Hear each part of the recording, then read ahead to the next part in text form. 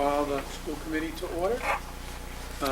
Before I start, I just wanted to say again, thank you for your adjustment of your calendars for Tuesday's evening's meeting, which is primarily a budget perspective.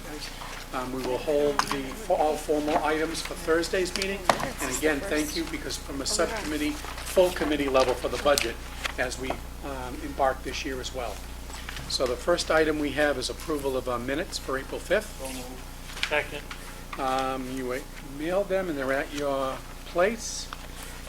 And for, it's okay. Any questions? Concerns? Omissions? Deletions? Seeing and hearing none. All in favor? Opposed? And abstentions? And two abstentions. And again, for the committee's perspective, this is primarily a budget perspective. So I'm going to turn over to Mr. Wiggler as well as the superintendent and to Director of Finance, Cheryl Duvall. Mark, I'm going to kick it over so you can kick it over. I know that Maureen and Cheryl are looking at a number of different options and scenarios over the course of the last 2.5 weeks since we met. I know that also, I saw you on TV just a couple of last night, this meeting with the town of Hubbardston, and I know they've been talking to local communities about the potential impact on their assessment. And I feel like what did they say after I left? B, C, D, E, and F or something. You get a number of different scenarios that are out there. Talking about tonight about the task of reducing the budget, potential reductions, both in programs. I know you talked about program reductions across the board, and potential reductions in those programs that are impacted. And the last, I know one of the last things that was discussed with the town was the override, which didn't really get super rave reviews, especially in towns such as Hubbardston, where they have a number of different items which if you really want to pass coming up, and what would be the impact of $2.5 override on other items like whether we get the ambulance or not, or a number of different senior centers that we got pushed, luckily we got pushed to the fall. So they did, by the way, we put it on Okay. I don't know, but it was touch and go there. Really? No, actually it was let the folks in town make their decisions on what they want the school to look like. And one of the things that I thought was really was Maureen basically explained to them that all we're looking for is sort of parity, level playing field, and we want our students to have the same things at school. East of one and so I'm going to turn it over to Maureen and Cheryl. Thank you, Mark. Mr. Chairman and everyone who is here this evening, Cheryl and I and Sheila and other administrators who have done some work with us and contributed some information to the information and some of the ideas that are included in this preliminary budget reduction proposal. There is not one of the individuals with whom we have had a conversation or with whom we've worked to think any of this is a good idea. Cutting programs and cutting services that we know our children need is a bad idea. We do get the, shall we say, the financial environment in which we live, in which we work, and that we have to be realists and pragmatists as well as visionaries and opportunists who think that our children deserve the most opportunities we can possibly give them. That being said, while some people will look at this and say, why is they, it doing this when we could just pick so-and-so administrator and fire them? Or, well, why don't we take person X and get rid of them? And that will happen as the rank and file looks at some of these proposals. It will happen when some of the public looks at it and says, why are they doing that? Why didn't they do this? Some of you will look at this and say, why are they doing that? Why didn't they do this? But there is no way for us to cut $3.5 million from this budget and believe that we will not impact programs and impact kids. Our job was to say, how can we put together a plan that gives us the most possible, or the greatest possible opportunities for our children to get the skill sets they need, to make decisions about what is more important and what should we try to afford and what things may be less important, because that's really what we're doing. When we say, well, we can cut this or reduce this because maybe this is a little more important than that. If I came to you and said, we're just not doing math, you'd probably say, that's not a good idea, Maureen. But obviously, if we go into other areas and begin to nip away at that, perhaps you will say, we get why you've chosen to do that. What we did was we've got $2.5 million worth of cuts that we understand are real. Those aren't going away. We have another $1 million worth of cuts that we hope to put on an override, and hope that with work and effort and a good ground game, I sound like I'm on CNN, a good ground game, which may give us the opportunity to pass an override. One thing that we have going for us in the override world, and some of you are probably not thinking like we think, but in the override world, if we vote a contingent, or if the town's vote a budget a portion of it contingent on an override, we have the election of the primaries, which is in early September. Because we have a primary election because obviously all of our senators and reps in Massachusetts are up for re-election. So there would not be a necessity for the towns to pay for an additional ballot, which is expensive for them. And that's number one. Number two, if we were unsuccessful in the first override, and it was the committee's druthers to push a smaller override, we have the November ballot as well. Subsequent to that, the commissioner is on his way to the district. And while we have tried some things, we've tried consolidation, and we've tried, school closures and having discussions about that yet hasn't come to fruition. We'll try heavy cuts and, maybe more cuts, and obviously making a good case to the commissioner that we have done what reasonable people would have expected the school district to do before the Department of Ed would come in and make judgments about what kind of budget we should ultimately have. That's the worst case scenario from my perspective, is us going back and continuing to fight over a budget while being on a 1/12 budget. We have tried to, in this particular budget reduction proposal, to put together what we think are realistic possibilities. We understand that we work for you, and that ultimately the school committee's hands have to be up in the air as far as what ultimately will be cut. I suspect that some of our proposals will be viewed, especially by those who are impacted most deeply as employees, are going to be, resistant.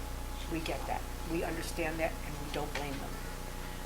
Some of these proposals in the public will be resisted by me. I don't think they're necessarily good ideas. I just think it's a necessity, and being partly pragmatic, I know we're not going to get a $4 million increase in our budget. So just please understand that we don't do this and say, I'm just going to fight to the death to get this cut. It'd be great if all of you said, hey, we're not going to cut anything, but you're realists as well. So that being said, we'd like to walk through some of the proposals that we have, explain them to you, answer questions that you may have, listen to other ideas that you may have, and continue our work. By Thursday evening, we have to have, at least a bottom line budget, that may be cut by 3.5 million, or maybe it'll be cut by 3.3 million, whatever. And a reasonably decent idea of an appropriations sheet, like where are the cuts going to come from. And we spent a lot of time on this, but I will tell you there are moving parts to this. Things that changed this morning that made a different decision in middle school than I made yesterday. Change in perhaps something that will happen in transportation. We're working on some transportation possibilities. We have to roll up the numbers, look at some new routing, and see if we can maybe reduce some of the numbers of buses that we have in the district. We have some new transportation possibilities. We have some new restructuring of elementary school days. We're going to reduce the number of hours we actually provide education, because we are far and away above the minimum required in our schools. That is, well, we have not gone there at this point. We have reduced force at the high school. at least in every department, and maybe by more than one in some departments. And our scheduling team is out at the computer place where we, get support for a new schedule, and they are working on putting together a new schedule. So they are keeping us appraised as to, okay, what does it look like if we do this? What does it look like if we do that? What's class size going to look like? We should have some good information about that by Thursday night. We obviously have been really tuned into our class sizes at the elementary schools, and we have not done anything that would increase those class sizes. In fact, some of them will be smaller than they were last year. I think we have some 29s and we have some 28s, but we do not have, at this time, any 30s. So we've really paid attention to those elementary class sizes in hopes that we will find good class sizes there. Our preliminary kindergarten numbers, which again are preliminary, indicate there's no increased sectioning in kindergarten necessary. In fact, there's one less kindergarten section in Hardwick, and that's a good thing, but we need that section to move to first grade. So we really don't save anything, but it will not cost us additional money in that regard. So lots of moving parts. We don't know what will happen with the Senate budget. We have an amendment on the floor to increase transportation reimbursements in the House.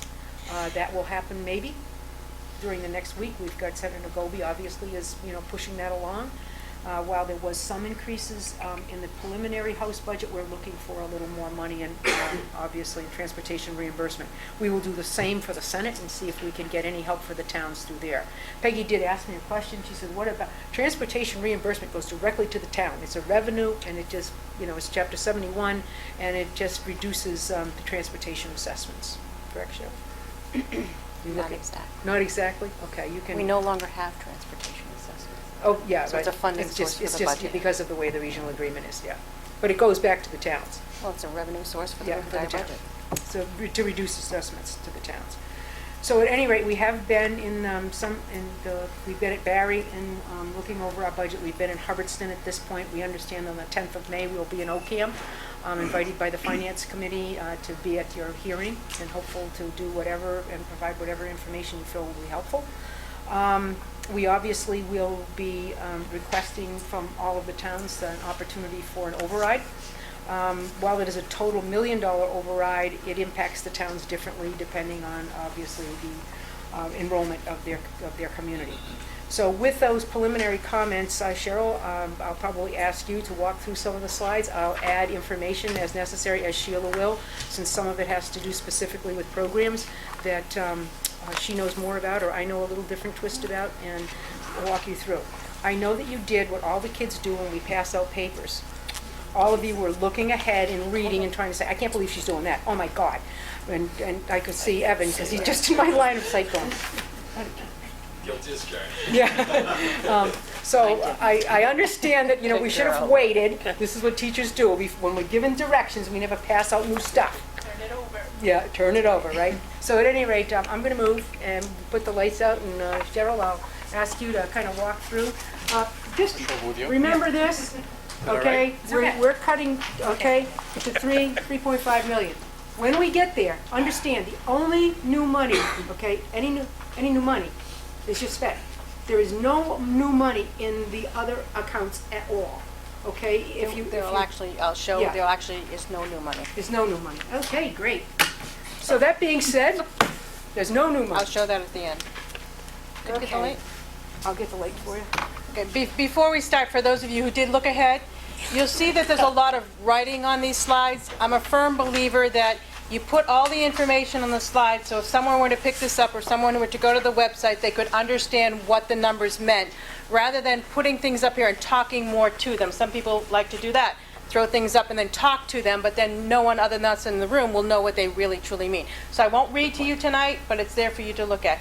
Everybody knows what our task was. It was to cut what the assessments would be based on by $3.5 million, including a $1 million override. Just to let you know, I'm sure you understand this, but if an override vote fails in more than one of our member towns, it fails because it has to be passed in 4. And it is expected that, Warren and I spent a lot of time reading what the Proposition 2.5 override language is. I see Mr. Brophy has it. It's in your packet. whatever language we use in the vote that goes before the Board of Selectmen, put an override ballot vote on, that is what has to be cut. So we may not want to be very specific, but whatever we say it is that override is going to pay for, the override fails, that is what will be cut. We can't make changes like we usually do, and really things end up in August, September. So just to let you know that, We're so bound by. we are bound by that If you vote. put it- If we do. If you put it in the override. Yes. If it's a general statement that says, to support the Quabbin, school assessment of Quabbin Regional School District, there's a little more latitude, but sometimes it's harder to get that passed than it is to get a more specific, list of things that You need would. to know what option is going to be board. Exactly. Okay. Okay, so our approach to the reductions was to look at data and other documents that we had before we decided what was going to be put in our reduction plan.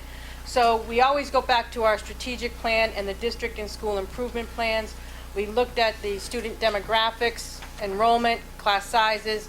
As Maureen mentioned, we looked at time on learning in both the elementary level and middle high school level, and we looked at student achievement success. We looked at our special ed programming. We looked at the high school program of studies, specifically the electives. We looked at preliminary course enrollments as our guidance staff and technology staff is looking at scheduling for next year. We looked at contractual obligations that we have. We looked at attrition and future retirement patterns. We always put out a feeler to our staff. If you're thinking you're going to retire next year, let me know because I got a budget for you. But also if you're looking to retire in the next couple of years, please let us know. Not bound by anything, but it gives us an idea of where we'll have openings not only in FY17, but 18 and 19. We looked at our technology infrastructure and hardware and software, what our needs are, what will be used next year in the classroom, what won't be used next year in the classroom. We looked at our health services. We do have a nurse that is retiring. We looked at that across the district. We looked at our substitute use. We did talk about this in our preliminary budget discussion on whether or not we should use daily substitutes or hire another permanent substitute.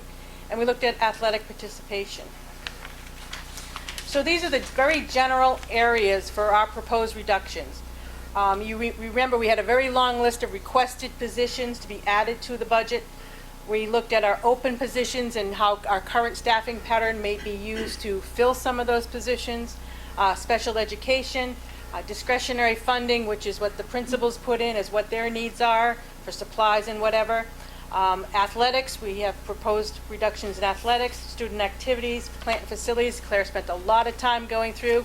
Luckily, she got her biggest bids were due in just in the recent past, so she was able to see what really contracted costs were going to be in facilities, so we made some reductions in those areas.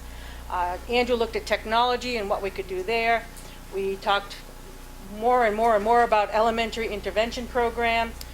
We have a proposal for the elementary specials, which we call art, music, PE, and media, and in transportation. Question, Maureen, how much was the QRTA questionnaire response? How much was that reflected in the overall program? Not so much specific reductions, but I mean, It really was not any one specific thing that I would say, due to some responses from the QRTA survey, we are recommending this. I would not say that there was any specific thing that really was moved by the QRTA survey. but was it considered in terms of looking at these, the approach to reduction, the data that was used? But we certainly know of the concerns, and certainly I don't think it was not on our list, but I don't think we listed it specifically.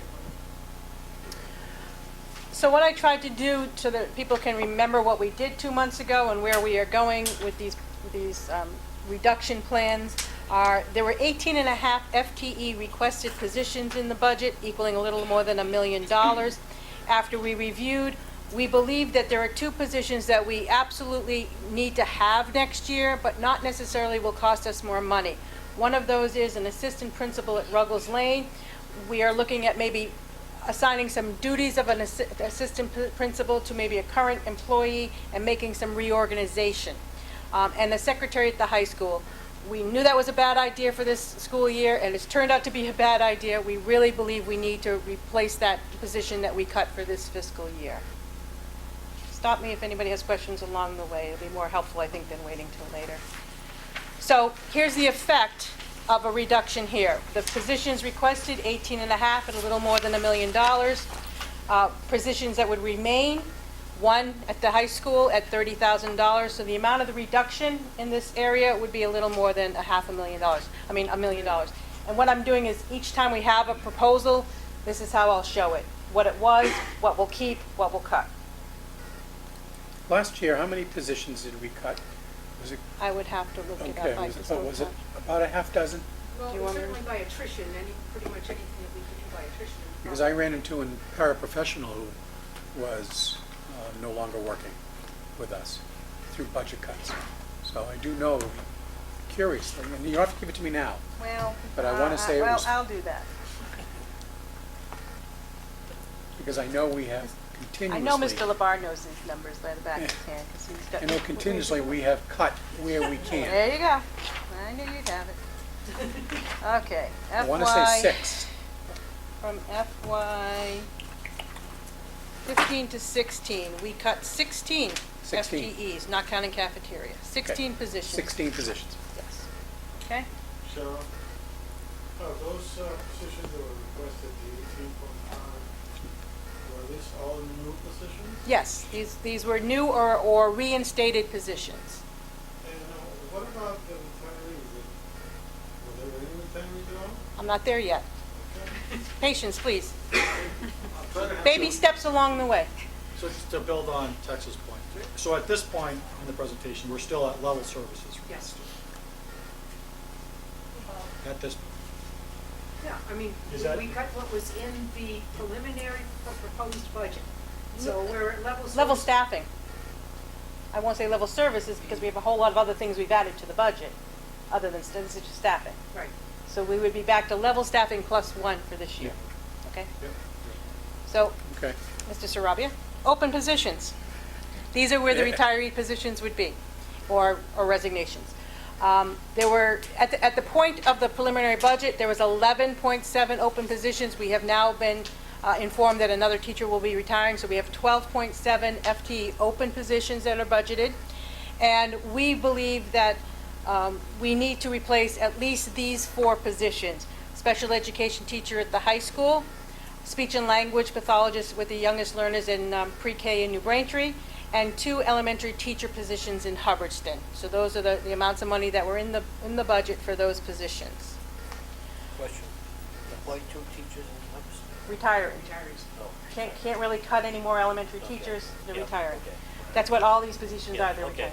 retiring. In addition, the copy center, person that operates the copy center at the middle high school is retiring, but these positions here, we are hoping to fill internally. So there will be a reduction in force, that's RIF, reduction in force somewhere else in the district to fill these open positions. At the copy center, someone actually volunteered to take on the copy center responsibilities part-time as her regular duties. Elementary PE would be filled by a reduction in force in another area in PE in the district. Kindergarten teacher at Ruggles, the same, and the school nurse in Hubbardston, the same. Just, again, this is questions as we walk through this. We have a copy center for teachers and personnel for their materials, or what is the direct responsibility of that person?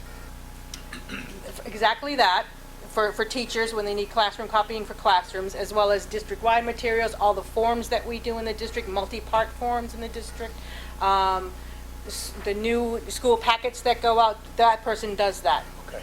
Is that a contractual position in some, or is It's it an a at-will, non-represented? it's an unrepresented at-will Non-represented position, thank you. Yep. Okay.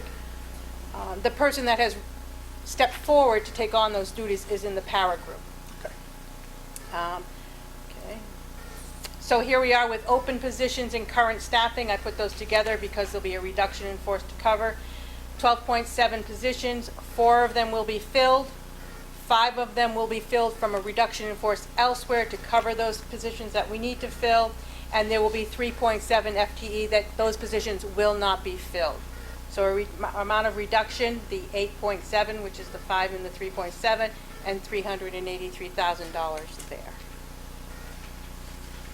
Are we okay so far? Any questions on that? With demarcations there.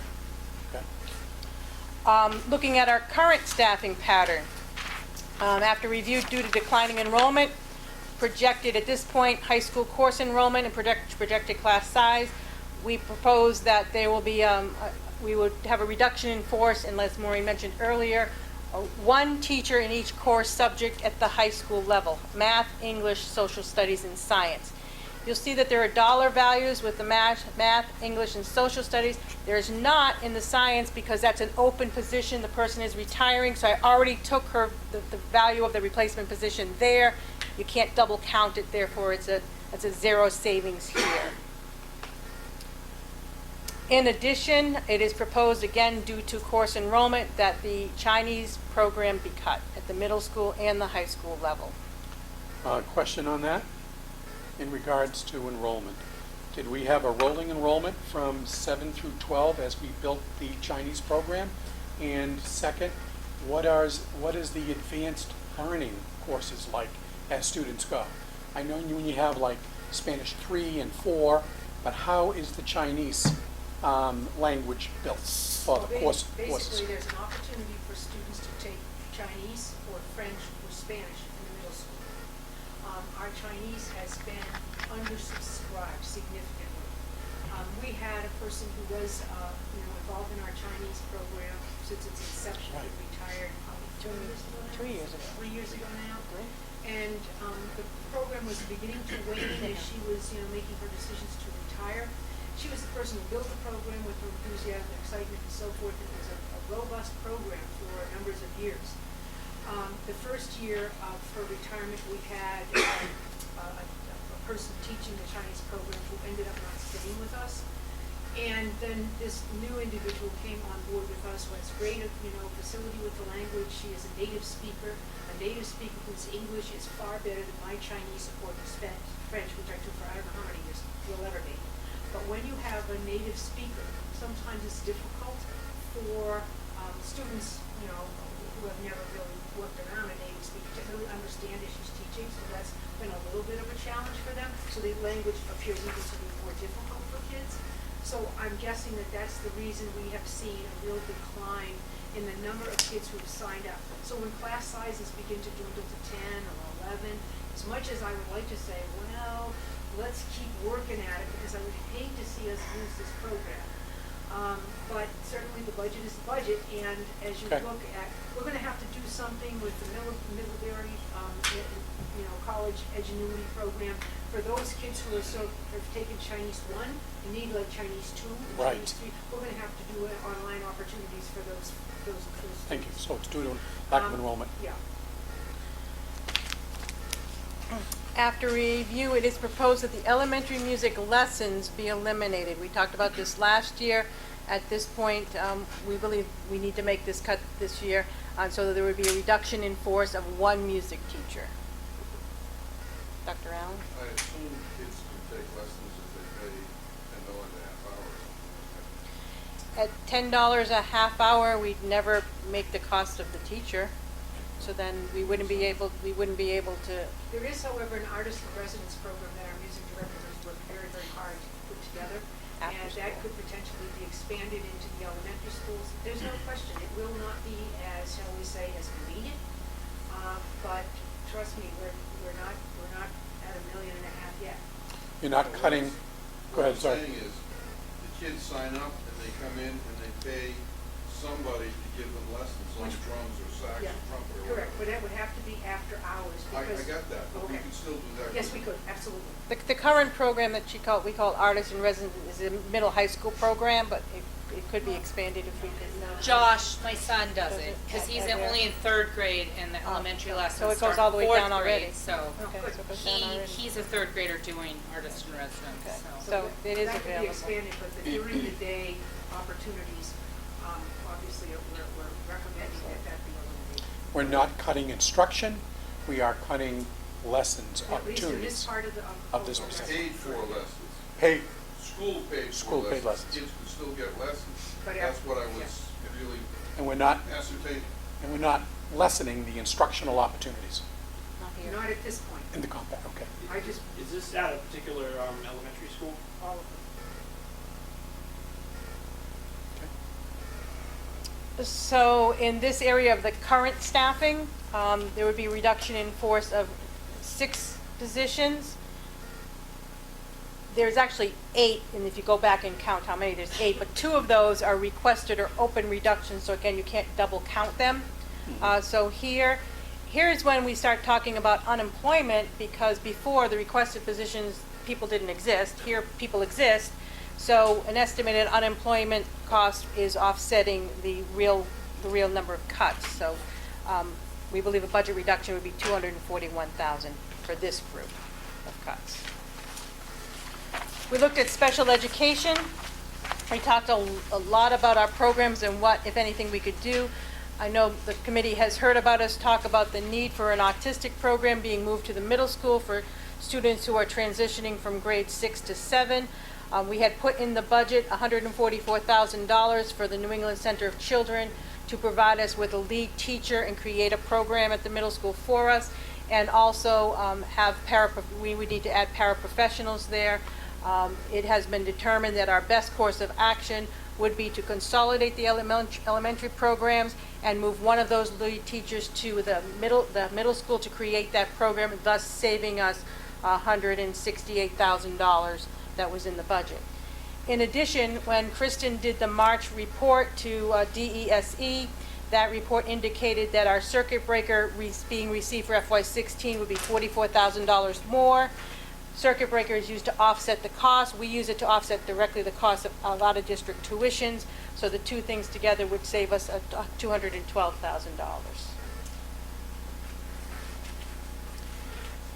Special ed part, are we anywhere getting any sort of money from Southern Village for Texas? We're not. We don't anticipate any assistance, or not from them or from the state via having group homes.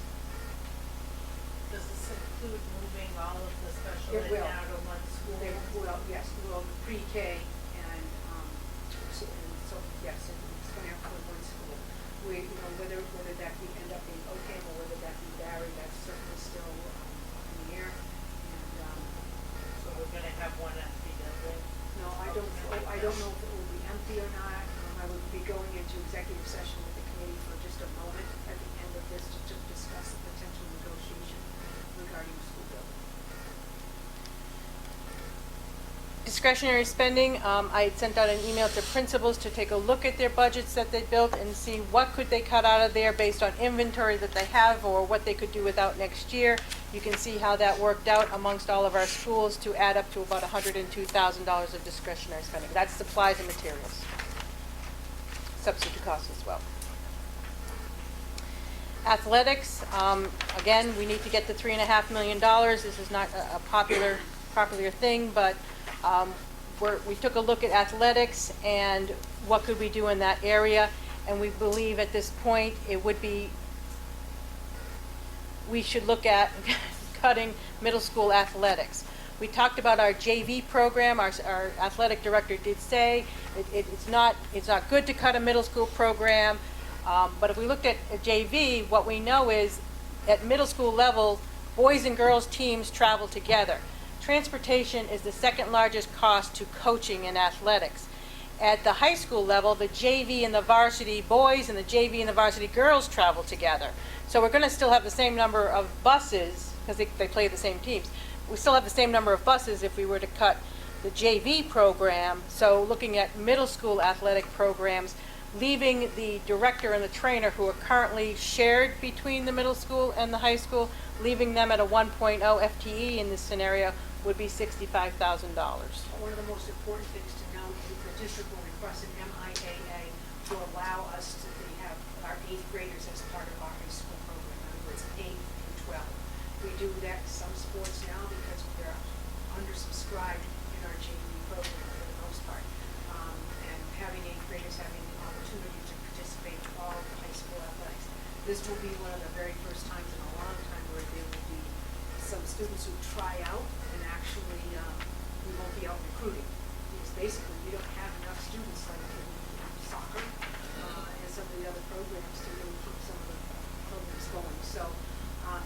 so what will happen is seventh graders would not have any opportunity for interscholastic sports. Our hope would be that we could chat with our director of athletics about what an intramural program potentially for seventh graders. And obviously, when you see the depth at which we will go into the academic world in our budget reductions, to imagine that athletics would not be touched at all is probably not a realistic approach to the problems that we have. Question. So, I know probably don't do a lot about now, but two questions. Number one, for the intramural program, would that mean have a school intramural program? In other words, seventh graders can do soccer field? My expectation is that is not a conversation I've had at any length with the director, and I would suspect if authorized by the school committee, if come up with something, yes, we'd be using some of the same tools.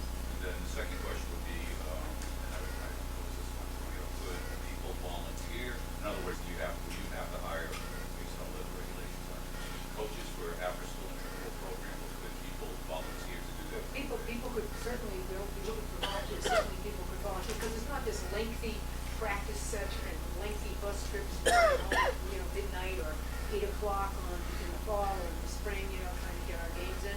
So I would suspect we may have, some parent volunteers and or some staff volunteers to help us with that. Do we have any contractual obligations, JV, In what respect? for any stipends, any contracts? Well, we have Teacher. stipends obviously for middle school athletics, coaching stipends, but if we don't have any seventh grade, we technically will have no middle school athletics that will stand alone. Okay, that's what I wanted to know. Okay. Looking at student activities, it was, in this school year's budget, the stipends for staff to attend Nature's Classroom with students was cut, and we asked that the elementary schools included the cost of those stipends if they would choose to go to Nature's Classroom and part of their fundraising activities. Each of the elementary principals had hoped that we would be able to put those stipends back in, and they did, but at this point, we're saying we would rather that they keep that $9,000 in part of their fundraising efforts if they choose to continue to go to Nature's Classroom. Dr. Allen? Seems to me, I remember kids raising money to go to Nature's Classroom. They do, but there's still, monies that the district puts in to pay some stipends for teachers who are, with the students and staying overnight with them and so forth. So those are some of the costs that we haven't included in fundraising. We would ask, obviously, that the fundraising, and parents, when we say this is what it costs to go to Nature's Classroom and there's 100 students going, we use all of the Right. costs, and then that's what the parents are asked to pay. Well, could what they raise be kicked up by 20%, 30%, or whatever? If they could So raise it, that- sure. Well, could we ask the elementary principals if they would like to, and if they would try to do that? We certainly could. I'm sure they would like to, they could.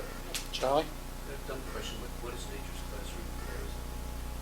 Elementary principal want to take this, or you want me to just jump through it? What is Nature's Classroom anyway? Nature's Classroom in Brookhaven, Hardwick is for sixth graders, and they go to Wakefield, Rhode Island, the week after Memorial Day, so it's Tuesday to Friday. It's an opportunity for the students to make camp cabins, do a lot of hands-on activities, a lot of science, media, and underground railroad type thing. The students very much enjoy it. How many exactly? All students get to. Oh, everybody.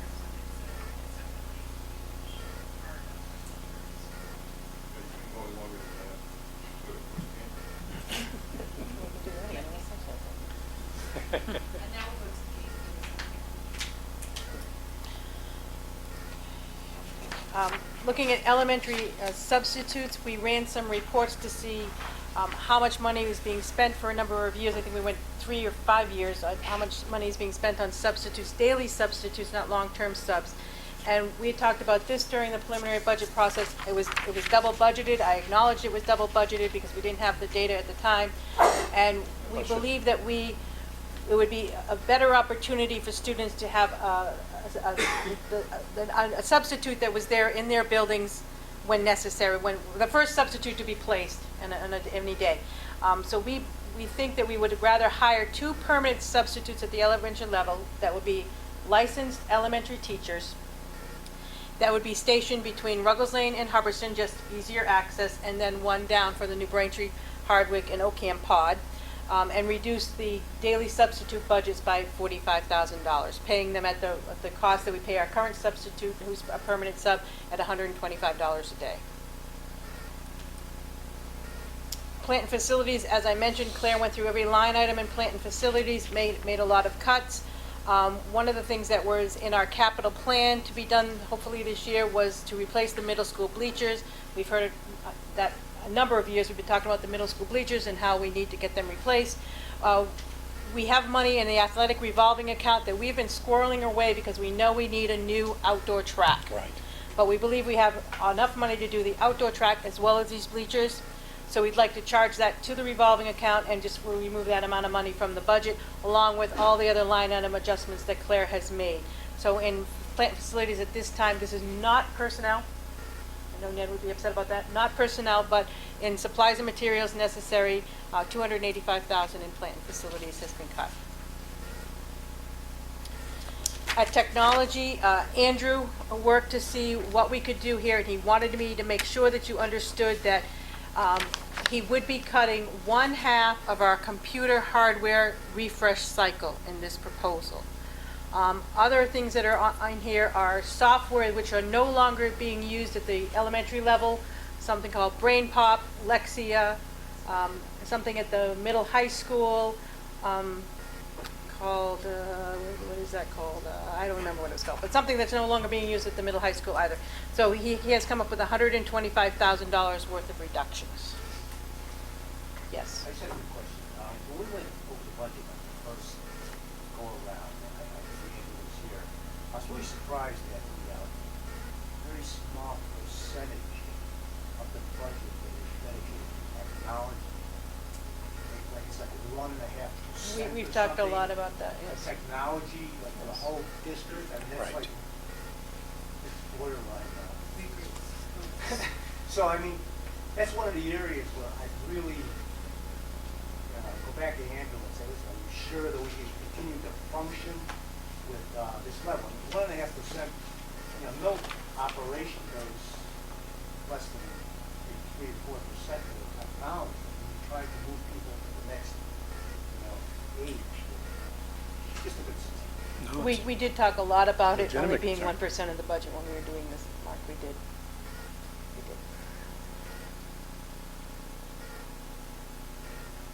Remember 8 years ago, as we all know around some of us know at this table, we tried to do something to get technology for $2 million to our communities. And the communities said, no, do it yourself. So for 8 years, we've been doing it ourselves and squirreling away, doing what you can. And when you put that chart up about how money is distributed in the overall budget, like you said, less than 2% is applied to technology district-wide. So, the haves and the have-nots, and the access to technology and instruction is not right or fair I think when it comes to what- zip codes. I think everything you've heard so far, we have just gotten a $2.5 million reduction. This is, okay, what we would recommend for the $2.5 million reduction. What we are going to present to you now is the $1 million stuff we put in the override, but we have to pray it passes. Because the stuff that we will be recommending, or at least putting before you as our proposal, because getting another $1 million after what we've already done is very, very difficult. So some of the proposals that we have here obviously are more aggressive, more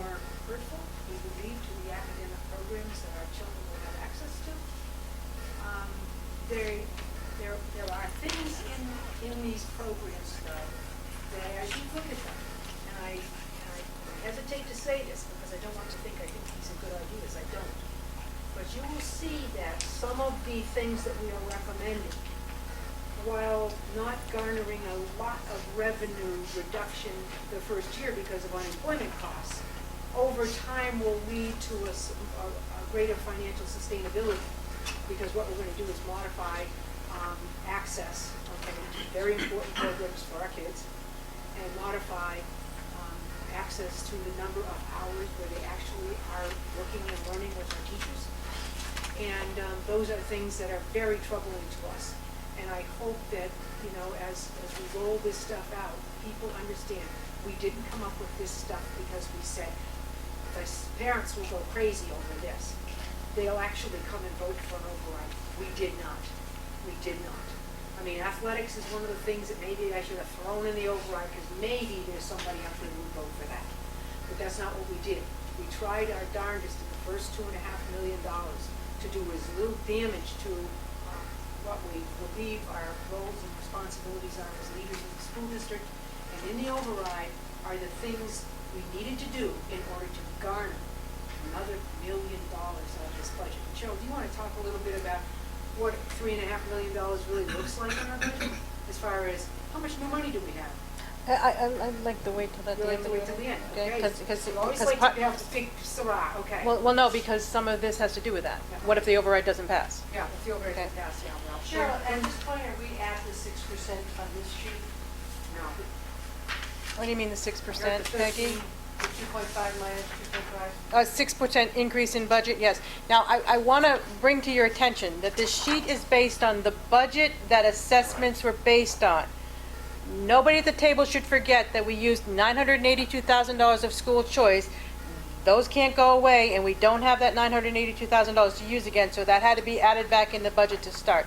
So yes, we would be at the 6% increase of budget over what the budget that was assessed to member towns. Yes, yes, that is where we are. Question. Yep. So, because I've never gone through an override.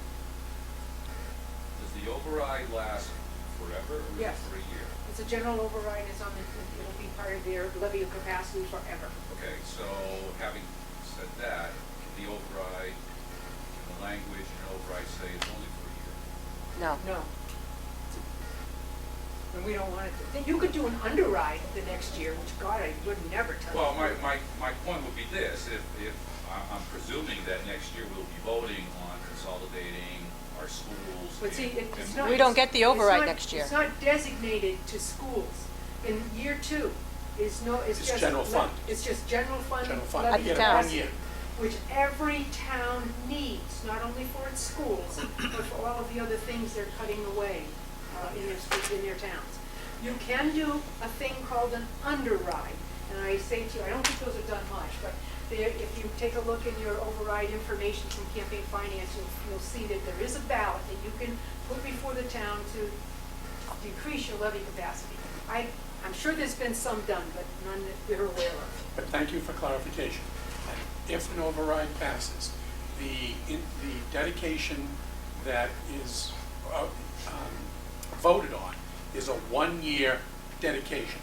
Then that new allocation of monies, or whatever that distribution is, it goes to the town for the general fund. Right, but And all they your- could choose to give the money back. I guess they could, Could? but I cannot fathom in my Correct. wildest. It's a one-year thing. Well, no, it's not. Okay. It's, they can right now say, we're gonna reduce taxes in the town, and they have no police, and we're not paying for anything for schools if they wanted to. I really believe that the towns wish they could have increased their levy capacity, because there are things they wanna do, and I know that Hubbardston's tried several times to do that. Correct. They haven't been successful. I think Hardwick a couple times has tried either debt exclusions or overrides that haven't been successful. I think New Braintree has been successful in several debt exclusions, fire trucks and other things. So I think that the override, whether it be a general override or a debt exclusion, are something the towns are very familiar with, and are not things that the selectmen would necessarily run away from. Okay. I don't think. Okay. I could be wrong. Am I wrong? I could Mark. be wrong. So, Oh, great. Okay then. Mark?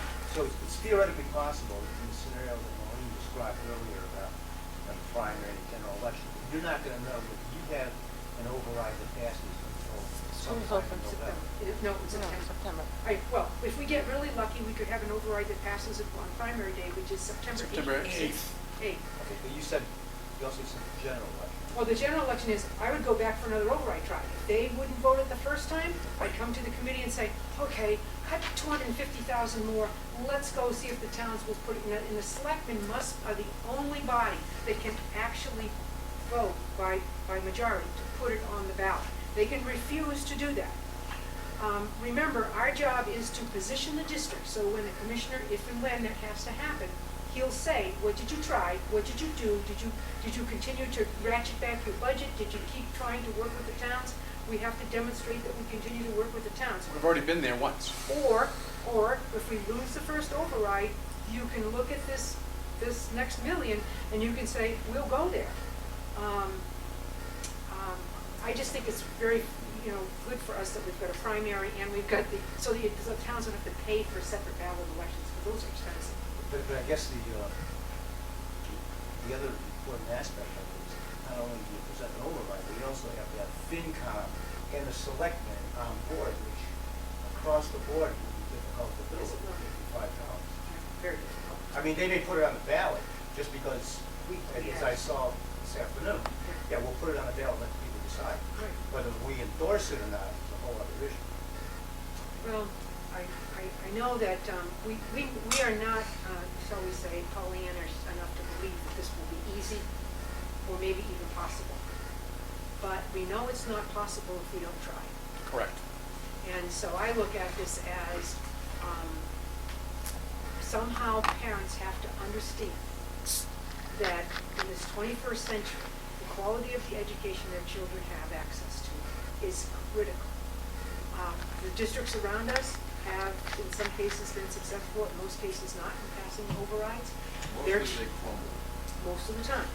And the thing that is very important to me is to say, this district, this committee has worked so hard to do what other districts have failed to do, which is to provide more opportunities than many of the districts around us, believe me. When I say to other superintendents who are in our central mass, oh, we're looking at, we might have to cut blank, and they go, oh, we cut that years ago. And it's sort of this laissez-faire, like, what do you care, Maureen? Just let it go. They don't want to buy it. They don't want to pay for it. Don't buy. I can't go. I can't do that. I can't let it go. And, I hate to sound like the people who hate Hillary Clinton. But Hillary Clinton is going to win because she's going to outwork, and she is going to have a ground game that's just going to push and push and push till she gets whatever she needs in Pennsylvania and, wherever, Maryland and wherever. And so my job, I look at it this way, I got one good one left in me, one good fight. Because it doesn't matter if they hate me, it doesn't matter if they say, watch your wallet when she comes near you because all she cares about are those schools. That's what I want them to say. Because if you look at this override, this district is at a tipping point. Yes. If we lose this, trust me, we are back 10 years trying to figure it out. And that I just can't let go. And I think the fact that we have the ballot elections that will be free, they are right in September when schools open, and we're going to have schools with a lot of nothing, and parents are going to be able to see it for 2 weeks. And then if they decide to not go for it, I think we go back at them with a little less and hope that we can not only get parents, but we can get other community people, that we can get realtors to say to people, your house is worth less every time the school committee or the towns vote down educational opportunities for your kids. Because if schools are bad, the first thing parents who are coming to a new community say, how are the schools? Hitherto, they've been able to say, oh, Auburn has some good programs. Absolutely. Lee? So I just want to make sure I understand. So let's say, for the sake of argument, that override goes through, let's say it's at 1% and Barry's value of that is $500,000. It's 380. Okay, I need to spoon feed it to myself. Okay, sorry. So let's say it's $500,000 at 1%. So next year, the next fiscal year, the way I understand it, that 1%, which was worth $500,000 this year, I'm not sure what it will be worth next time, but the 1% is still on. The 380, tax rate. the 500,000, not a 1%. It's not a percentage. Okay, so it's a It's a- money amount. it's So a that money amount. 500,000 would be still Yes. there for the next year. Yes. However, the town could do whatever they wish with that 500,000. It doesn't have to They be could. aimed for the school. How about though, when you said the language in the override ballot says, you know, we need $1 million for A, B, C, and D. If that goes with the override, wouldn't the A, B, and C, and D go for the net? No? No, just When 1 you, year. when you look One through that, year. the town, then the town just has this levy capacity, and we do the same thing we've always done, but at least they have the levy capacity to argue about. Right now, they really struggle. Okay, Cheryl, I guess go with these slides, which are really, really painful. Charlie? Maureen, I'm wondering, just looking at all the full 1 million is covered, all of our elementary programs, is it perhaps the best strategy to, What are you looking Can we get there first? Yeah, let's, Can we get there? Can we get there first? let's hear it, and then we'll go. yeah, I'll ask it Okay, later. so the first place we looked at was the elementary intervention program. We've talked a lot about the elementary intervention program at the school committee level. The one thing, when you put the language on the ballot, when you put it on the warrant, it has to be on the ballot in the exact same language, and it has to say to fund X. It can't say to restore X. It can't say to not cut X. So I kind of prepared you for that in the way that this is being done. And really, don't pay attention to that unemployment thing, because I'll explain that later. So in the elementary intervention program, it would be to fund intervention specialists and tutors for the amount of $155,000. Follow me through till the end of this, okay? Then we looked at elementary specials, and again, I said that what that was: elementary art, general music, PE, and media. I'll have Maureen explain this. We want to explain at the end, Maureen, what it would mean, what we have to do. So we'll come back to that. So to allow full funding of elementary art positions, 1.9 FTE at a cost of $120,000. Elementary music, to allow full funding of elementary music positions, 3 positions at $211,000. Not including the position we cut from No. from the 2.5 million, No, correct? Chris. Okay. To allow full funding of elementary PE positions, 4 positions would be cut at $316,000. So to be able to do that. And elementary media, 2 positions at $145,000. So elementary specials would be 10.9 FTE at $793,000. Now, I think I've got one more slide here. Let me do one more slide. Let me get to the end before we have questions on these, please. For student activities, it would be to propose that the override be used for middle and high school student activity advisor stipends other than high school class advisors in the amount of $51,000. So those 3 items would equal $1 million. Okay? So that's the way, if we wanted to be very specific in the language for the override, this is what it would say. But we have to strategically say, what do we really want it to say? But if you're going to ask for $1 million override, you have to say, we have to know what it is going to go for. But, well, here's my disclaimer. If the override fails, you will know that we have 10.9 positions that may have unemployment costs associated with it. Now we have to fund that too if the override fails. If the $1 million override is accepted and passes, then we keep those programs, we get the $1 million we need to keep those programs. But if it fails, we need to have unemployment costs. And my disclaimer says that these are estimates of what the costs are, because when you do a reduction in force, senior teachers have the opportunity to bump less senior teachers within their licensure. So you never really know. You might have an $80,000 teacher that is being a reduction in force, but they get to bump a $60,000 teacher. But until those final staffing transfers are known, we really don't know what the costs of those are. Therefore, we really don't know what the cost of the unemployment may be. So these are estimates. So if the override fails, the positions within that override that we're asking for there most likely is an unemployment cost associated, but you can't ask for the override to fund unemployment, because you're asking them to fund the positions. So I've calculated estimated unemployment, not so conservatively though, at $386,000. So in order to fund the unemployment if it fails, we have to look at further reductions.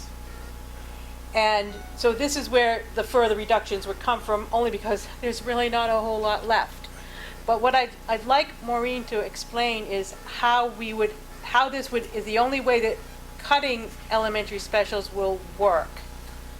Basically, what would happen with the elementary special proposal is that our elementary schools now go to school for almost 6 hours and 50 minutes. We need only to service the students according to the regulations for time and learning, with 900 hours in elementary schools. So if obviously we ran a 6-hour day with, for example, a half hour, say 25 minutes for lunch and 15 minutes for recess, all the rest of it is on task time. Currently, our teachers get their prep periods by, my children are going to art, I have a prep. My children on Tuesday go to music, I have a prep.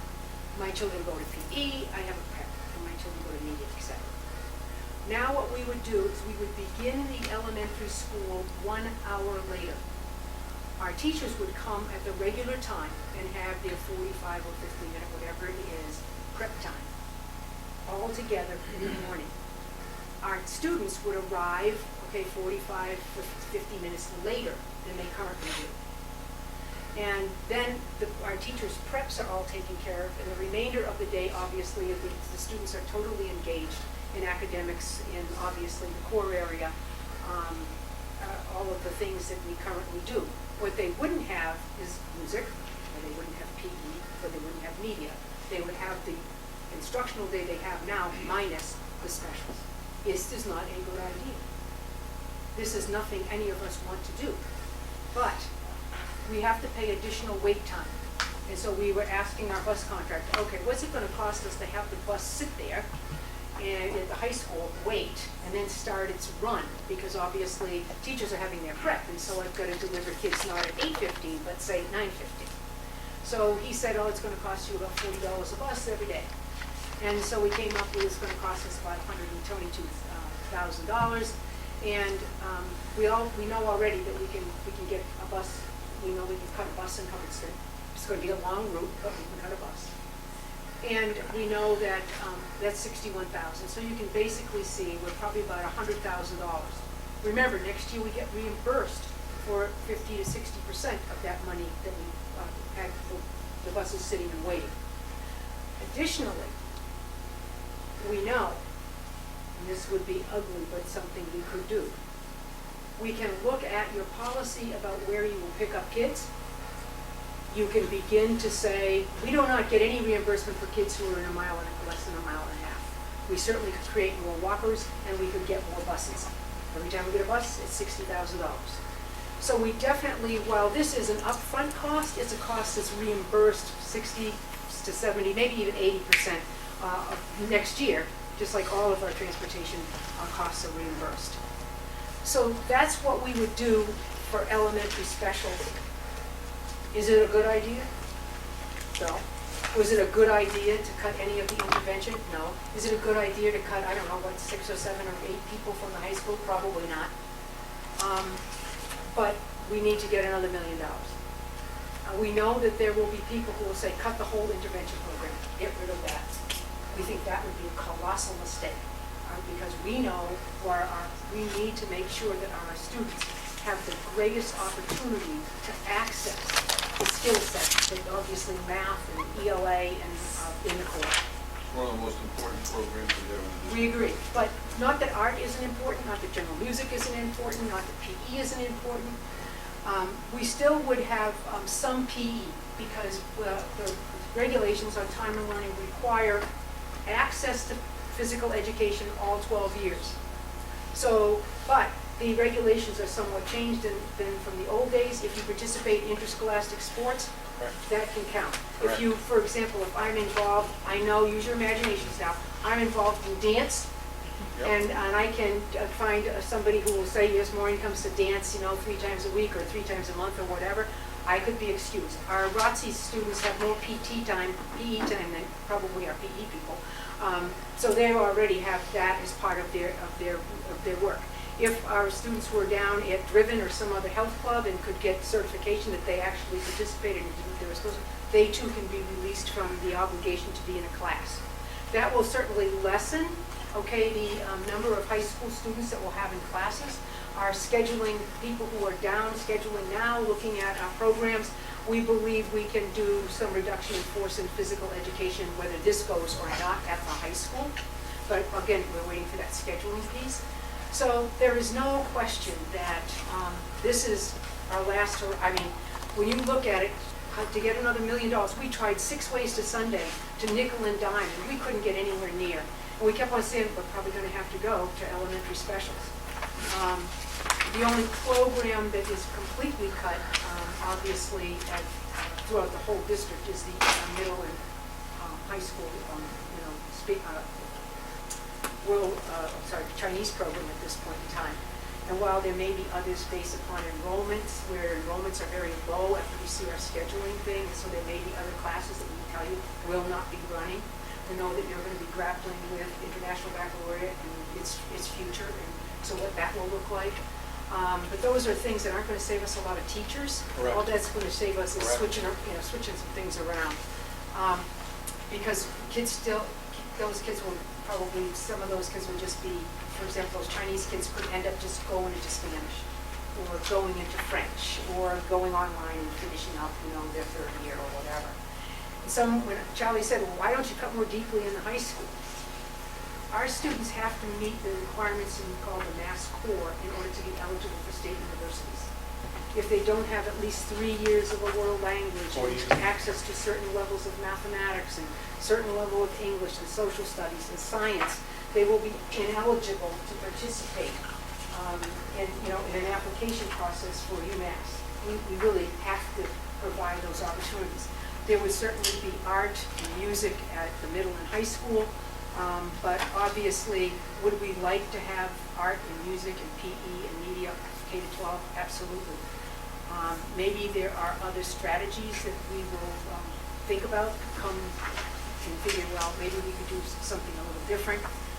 But we still would meet our 900 hours, we'd be over 900 hours, we'd still have enough time for a late start or some release time, but obviously our children would not be with teachers as many hours as they used to be in this Charlie. proposal.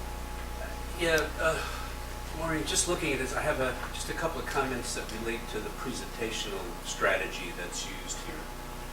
I mean, on the one hand, we have a task force that's talking about closing and consolidating elementary schools, and yet we pretty much got, except for $50,000, we've got all the $1 million in this override bundle with elementary school programs and activities. I personally would rather see the intervention thing buried in the hidden or whatever, buried, not even brought up. We felt the same way this morning. We kept working at it. Protect that sucker, but Agreed. don't, because if this thing doesn't pass, and this is, you publicized all this, it's like you can never revisit these activities again, at least not with an override. So that's just one thing. Seems a bit contradictory. On the one hand, you're asking to contract the elementary school system, which is a tough enough nut to crack anyway. Then we've got everything. The other thing I think is you may want to sell. To me, a lot of the programs that we have relates to the sensitivity to school choice and how cutting programs may jeopardize where we stand on school choice, what that does to our school choice numbers. And I'm wondering, a lot of the school choice is related to the middle high school, particularly the high school. So, for instance, you mentioned the IB program. I'm not going to pick on that, but you may want to substitute some of the elementary school money here with some middle high school programs, say IB, part of the IB, or I don't know, whatever. I guess I'm just saying some people. The IB is such a small amount of money. I can't get anywhere near $1 million. But I mean, a lot of people maybe perhaps A lot of taxpayers may look sort of askance at the elementary school PE or media programs. And, gee, that doesn't seem particularly important. But, So I think the contrary is true. I hope so, but I I mean, think that parents will look at, I'm just saying, Yes, should you and- intersperse it maybe with some other programs at the higher level? Good point so far. Dr. Allen and Steve. Yeah, I have two question points here. I was gonna raise the question, and you alluded to it. I think it's 1.5 miles on the kids being, walking.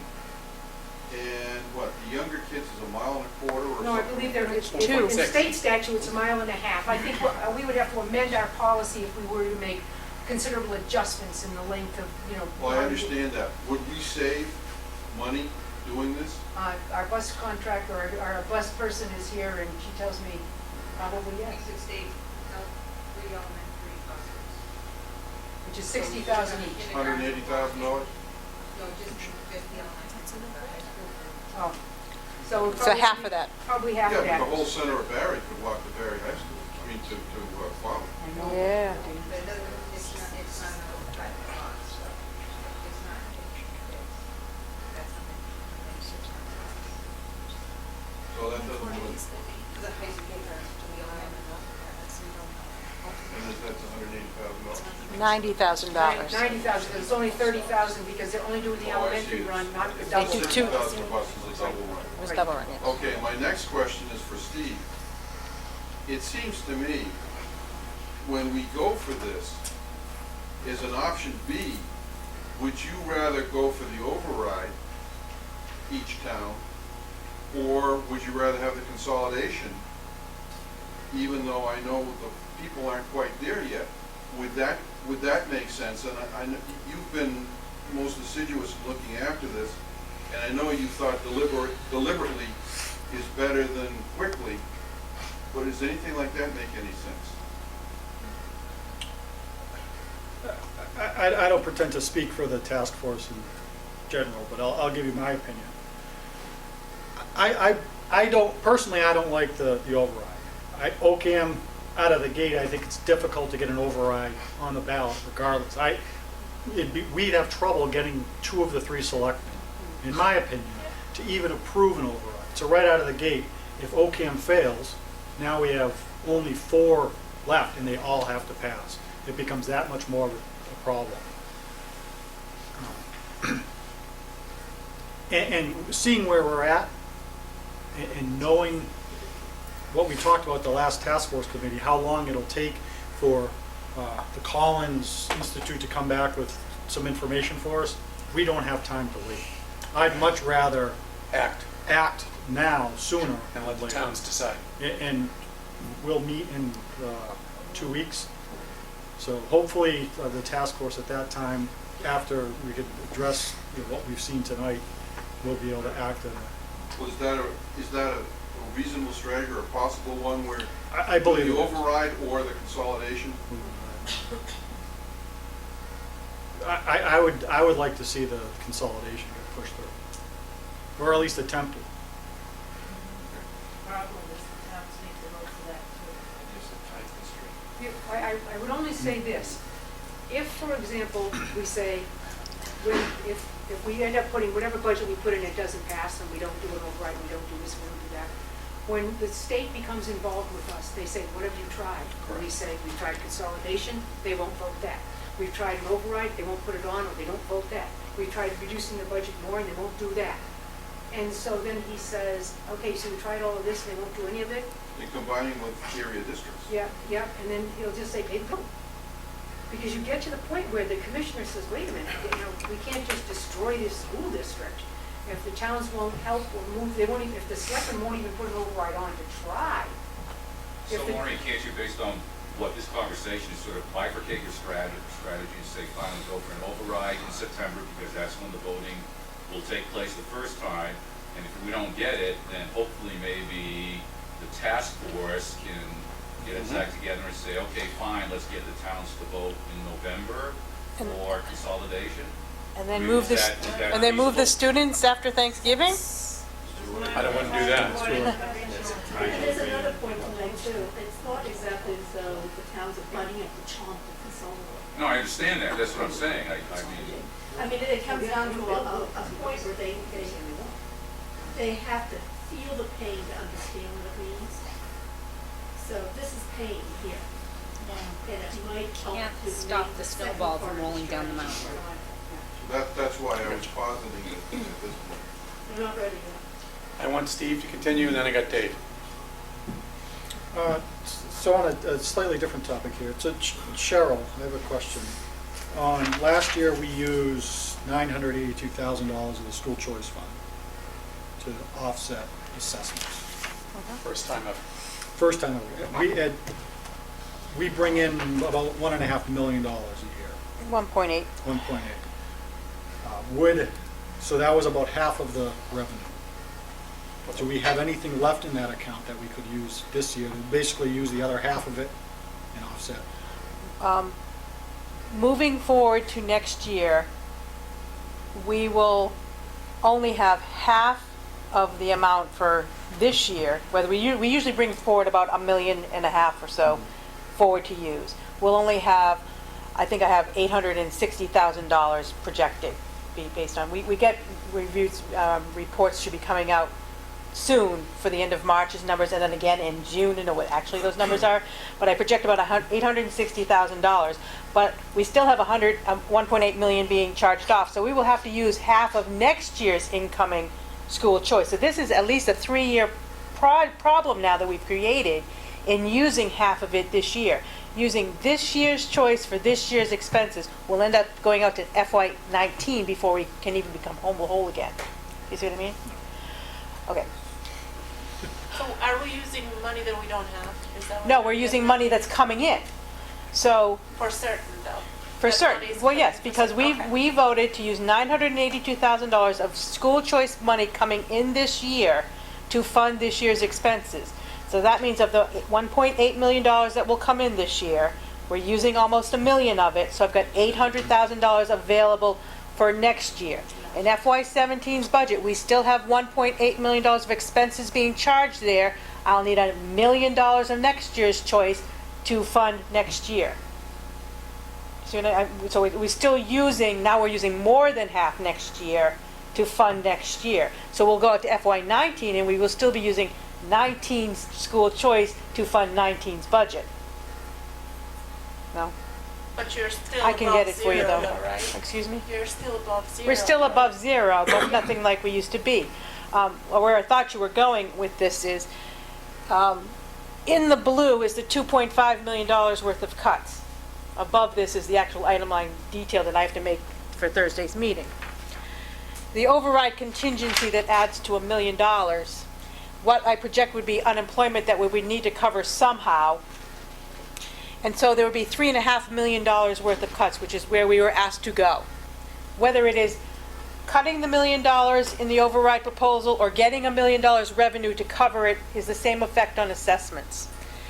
So here is the budget number that was assessed to the towns without the $982,000 of costs we really had that are in school choice. So our budget, if we were to accept this whole plan tonight, would be $33 million, or only $912,000 above level services. We use $982,000 of school choice to cover this year's expenses, which are in the budget. So when Maureen made a comment very early before we started this presentation, that there is very little money, new money, there's no new money because we had to cover that $982,000 that we no longer have funds for. So we actually have almost less of a budget. Even though special education costs are $1.8 million higher, our budget's only $912,000 higher. If we go to the $3.5 million cut level. that we Steve, I think- have math on the side in my notebook that I can show you what I Yeah. mean. That might be clearer than me saying, Thank you. okay? We'll take a look. I'll Once send Steve it to you. finishes, Dave, Lori, Tex. So I think Charlie had mentioned it, the IB program had come up. I know it's been kicked around since its inception. We've talked about what do we do with this program? You look at the teacher surveys, IB was not popular. It did not fare well in the surveys at all. We have an AP program that is similar. I'm by no means an expert on AP or IB. But when we're looking at cutting $9,000 for stipends, to get to that level, I think IB should at least be on the table. I know Charlie brought it up earlier, and one of the things I remember distinctly when we voted to bring this in was Dr. Marshall made a comment that if 2 or 3 years from now the revenues don't improve, our fiscal conditions don't improve, by all means IB will go away. We're not going to keep it if we're struggling financially. And that was 4 years ago, 5 years ago. Clearly, our revenues haven't gotten better. Fiscally, we're struggling more than ever. I would much rather see IB removed, as much as I don't want it to happen, than to go and say we're going to remove all the specials from the elementaries. I don't find that fair to the elementaries. See, the money to remove IB is inconsequential when compared to the. So is the $9,000 stipend. It's inconsequential. At some point, inconsequential becomes things we need to look at. Well, you're not going to say. Now, it's not a valid argument to say it's inconsequential. Well, it's not a valid argument to say we're going to state the specials. We're not with that little bit of money. Okay, and then I know I have Mark afterwards too. So I hear you. Everybody has their time. Have we make sure of that? Dave. I want to go back to Claire's point. I think that I was thinking the same way, Claire, that one of the, there's not a lot of focus on why people in the communities don't want to give up their schools. There's a lot of different reasons why, but nobody's focused. Cheryl did a great job talking about the efficiency in terms of square footage in the district, depending on how how we configure the kids. This would really, if you put these cuts, would really be a wake-up call for at least the parents in the community to galvanize them around this idea that maybe we do need to look at consolidating.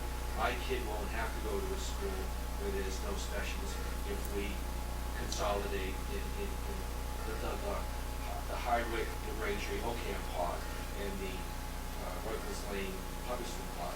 So I think as hard as this is to swallow, I think it's something that's been coming along, and they've got a choice. The parents have a choice. If the override's going to be worded in that way, Cheryl, that these are the specific things that they're going to fund. Yeah, I think we still strategy. We have to figure out how we want to do that. Yeah, but still, Can I say such as? But no, I'm saying that really No. cuts it. I think that's going to focus parents on this idea that maybe we do have to look at that. I think you need to know monetarily what it would save both ways. If we consolidate, how much we would save. Would we save all those specials still by consolidating? And by the way, I'm not even thinking about the towns. I'm thinking about the school budget. If the projected savings was whatever for the consolidations around, I'm probably lowballing it 1.5 million, something like that. Regardless of how the towns are going to have to absorb that, however it's going to affect the towns, I'm not concerned about. But if you can take that money and put it back into the classroom, whether it's in specials or more people, then that's where we should be looking. I think that this particular $1 million, this is what it looks like when you don't fund it. Well, and you don't want to consolidate. Thank you. Well, that's what I'm trying to say. Tell me how much we will save monetarily when we consolidate. That's going to come I eventually. did. Lori, I I did. got Lori, Tex, Mark. I just wanted to play pretend for a minute and pretend we all vote for this and we decide this is going to happen. What does the first day or the first 2 weeks of school look like? Like, are kids starting at 9:30 immediately on the first day of school this fall, or what happens? Well, obviously, you'll have a budget that wouldn't fund them starting on time because the 12th Right. grade wouldn't have passed. So we would start school with the expectation that we wouldn't have these programs. You could make a decision to go and say, well, we'll run it for 2 weeks regular, and then if we lose the override, then we'll go, I mean, you could do either way. Obviously, if we would have to work on what would unemployment look like if technically teachers come back to work for 2 weeks. I mean, I don't know whether we could fund them for the whole school year. That would have to be something we have to talk with our attorneys about, because obviously, we have to be very concerned about when and who can collect unemployment. Because obviously, it would be very disruptive, either way, either putting things back together or taking things apart, right? I mean, if we start, and if we start thinking the override's gonna pass, and it passes, everything's great. If we start thinking the override isn't gonna pass, then, you know the scenario what I mean, so, Tex? No, Lori, okay, Yeah, you're done? I'm good, thank Okay, you. Tex, Mark, Ada. This consolidation business, do we have any solid figures on that? yeah, Cheryl's run some figures on that with plant facilities and so forth. Joe, if you wanna chat a little bit about that? I don't know if I can find it quickly, but yes, I did a mock budget of this current year, merging the buildings, and it was a $1.8 million savings. I mean, anyone that was on the task force remembers that, I mean, and I really That's did. not little. I went through every single account we have and said we would or we would not need this if we can consolidated, and it was a $1.8 million savings. In my express opinion, nobody asked for it. We're asking, we're listening. The override is not gonna pass. And the towns are not gonna give up their schools. Well, then they're gonna give up high-quality education. I mean, Just yeah, more on that. yeah, I know. We also have the commissioner who will always, we do. he's already been here once, Yep. and we know how he made a decision. I'm sorry, Mark, then Ada. Yeah, I think that, one of our missions is really to provide opportunities for, top performers as well as the other 90% who just want to go to school. In the fact, what are required to come to school. And I guess, I'm looking at 3 areas that, through the budget process, I thought that we got more than our money's worth for the amount of money that was being spent. One was the IT, obviously, which I previously mentioned. The other one was the $100,000 biotechnology program, which we had a good presentation on, which looked very solid. And I also like IB. Correct. Now, to reinforce that, about 2 weeks ago, there was a listing of the top 125 high schools in the country. And a whole lot of them had the word international attached to it, and many of them had IB attached to it. So I guess, we have to provide opportunities for those people who really want to get ahead. It's just, my personal opinion on it. And I know Ada is next, and if I just want to echo just one comment too, just as I put myself out there too. Several years ago, when we looked at IB, this committee and the people that are around the committee, we kicked the tires, and IB came out to decide or think, are we worthy to be a district to have that? And I don't think we put our toes in to go to the ankles and say, okay, we'll do it, but when times get tough, we may not be as strong on this. I do hear absolutely concerns about how we fund what programs. But we are pioneers in this district with this program, and it will be a shame to even attempt to break it at this time. Continue the course that we believed, and I don't think the IB folks that come out and look at districts, we do it nonchalantly. People around this table believed in it, if we truly believed in it, and I hope we did. So that's all. I know we are right into our opinions. We appreciate the work of the committee, which is not only the committee, but the work of the superintendent, the assistant superintendent. That's their job. We hire the superintendent to overlook and oversee this district and what is right and fair and adequate and appropriate for our kids. So again, I just wanted to echo just for a second in there, because I think that when they came out to start that, there was a purpose for that program. I am not putting all my marbles in it, but I want those opportunities for our kids. And I like Claire's perspective from OCAM. We have been nickel and diming this district along, and we are a good district. And I don't want to lose what people come here and live for, and why school choice is the number one in the state to come to Quabbin. So you're right, we have some tough decisions, and I appreciate. I'm sorry? What do we get on school choice? About $1.8 million a year. $1.8 million. I know Tex wants to talk, but I let Ada. So, I'm gonna be honest, I'm gonna give my opinion and just say that I do not like the override as a parent and as an open resident and as a school committee member.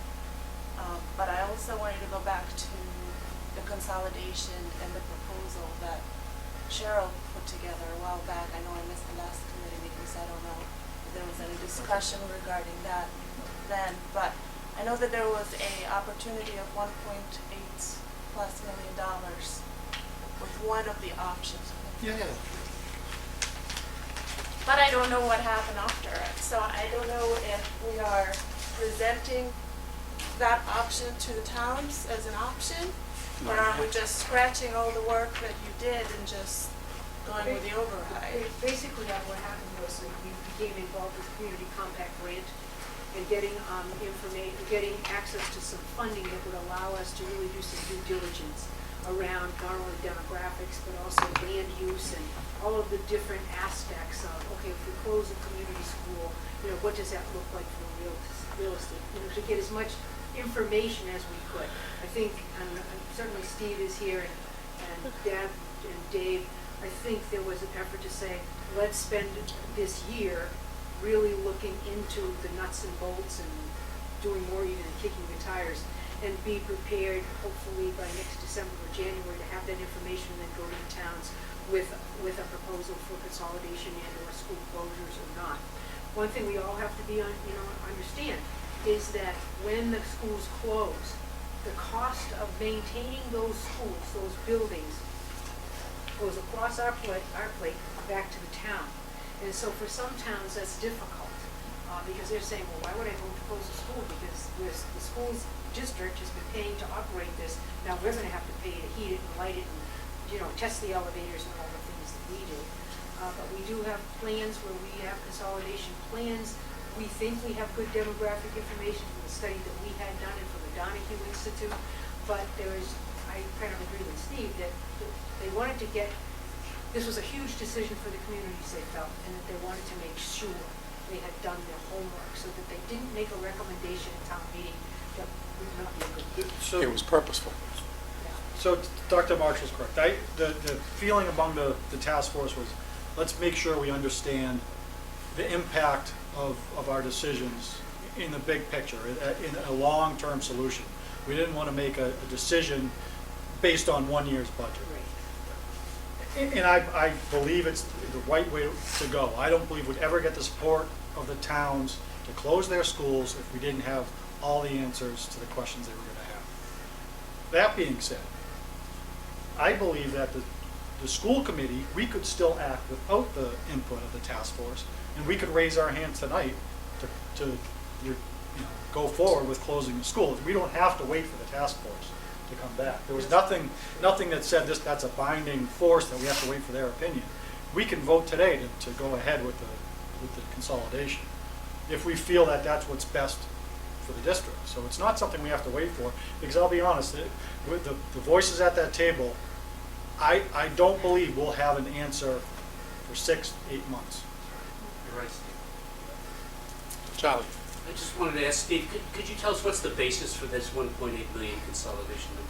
You close New Braintree, you move Hubbardston to Ruggles Lane, and Hart close. What's the basis for this? It was the most aggressive of maybe six of different several. proposals. But what's, So the proposal would be to close Hubbardston and move those students to Ruggles Lane.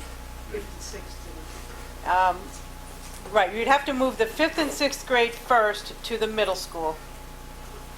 Close Hubbardston and move it to Ruggles Lane. Close Hardwick and New Braintree and move them to Ocam. So grades K and pre-K to 4 would be able to be housed in 2 elementary schools. And then we would reorganize the middle high school to accommodate a middle school with grades 5 through 8 and high school 9 through 12. Again, if you look forward to our demographic study and our graph that we've been showing every fiscal year for the last 15 years, we can house all of them in the middle high school in 2025. So we have a lot more square footage than we need. And there's no question this aggressive movement this time would, certainly we would have some elbow room, but it certainly wouldn't be great. But as the years go by, our enrollments are continuing to decline. I got Nearly 100, 120. Lee and a follow-up on text, but I also want to echo one thing too, that when I was talking. I also appreciate the work of not only our contracts and our support staff and teachers. Over the past several years, you've taken zeros and frozen steps and come to the table as well. So when folks say that what we have nickel and dimed and worked together in this district, we have had the help right along of every association along, which is unheard of in some districts. But in this district, it has a history of your staff and of the personnel to work with us. So I'm not asking to give us $20,000 tomorrow from the associations, but I want it on record that over the years you have and will continue to work with us, as you can see, as we work through this. Because we need the funding from the state and the charter issues that are going on. I'd rather be spending more time on getting that state and the money and the revenue that needs to be here, rather than us closing schools. But this is the realities that we're in. I certainly agree with you. Lee, and I'm sorry. I know that the MTA feels similarly. Lee, Okay, text. so if we were to follow Steve's approach, and I think unfortunately, talking consolidation is a sidecar to our real conversation today, but if we were to follow that approach, either we'd have to have a pretty full meeting and not a 10-minute discourse of fine, let's raise our hands and go for this. I mean, I really appreciate that. Maybe the task force could invite the full committee to if not the next, but to a task force meeting, so that the import of what could happen might be reflected to the full task force to say, gee, we don't really want to sit around 6 to 8 months. We really need to move on this. Maybe not, I don't know. You guys would know that better than us, but that might be an approach. But at the very least, we may devote a meeting just to that. Yeah, I think that would help. Approach. But whether it's sooner or later, but and I would agree with you. I think that I would like to go much sooner than that. There was an article in the Boston Globe just this week, how the city of Boston, which is its own entity, is looking to close 22 local schools to save anywhere from 40 to 70 million. There, once again, the numbers are in flux there. And it was a very good article that talked about how within the city itself, all these little balkanized areas of, gee, we want to save our school, we want to save our school. And the article was very balanced about talking about it. But at the end, I caught the last paragraph was great because it said, tough decisions, people have reasons to save their schools, they give their kids enough, but in the bottom line, the decision makers, and the term wasn't decision makers, but that's what it meant. The decision makers have to do what's best for the entire system, not just for what certain people have advantages here or disadvantages there. You have to look at the whole school system, the whole, in their case, they're talking the city. But that's what we have to do for our district. We're the decision makers, and whether it's moving quickly on one thing or paring things around in a million, we have to make that decision, what's best for everybody in all 5 towns. Text.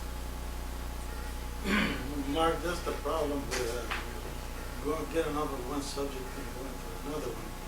There's a lot of span in between. I'm just going back to your comments you made about the IB program. You're strongly for it. I am strongly against it.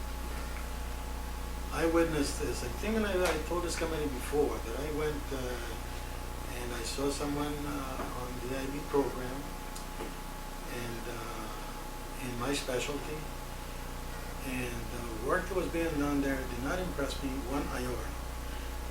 This was being done in my classrooms already as a common fare, and I'm sure that if I see this in my specialty, obviously I'm not a chemistry teacher, I'm not a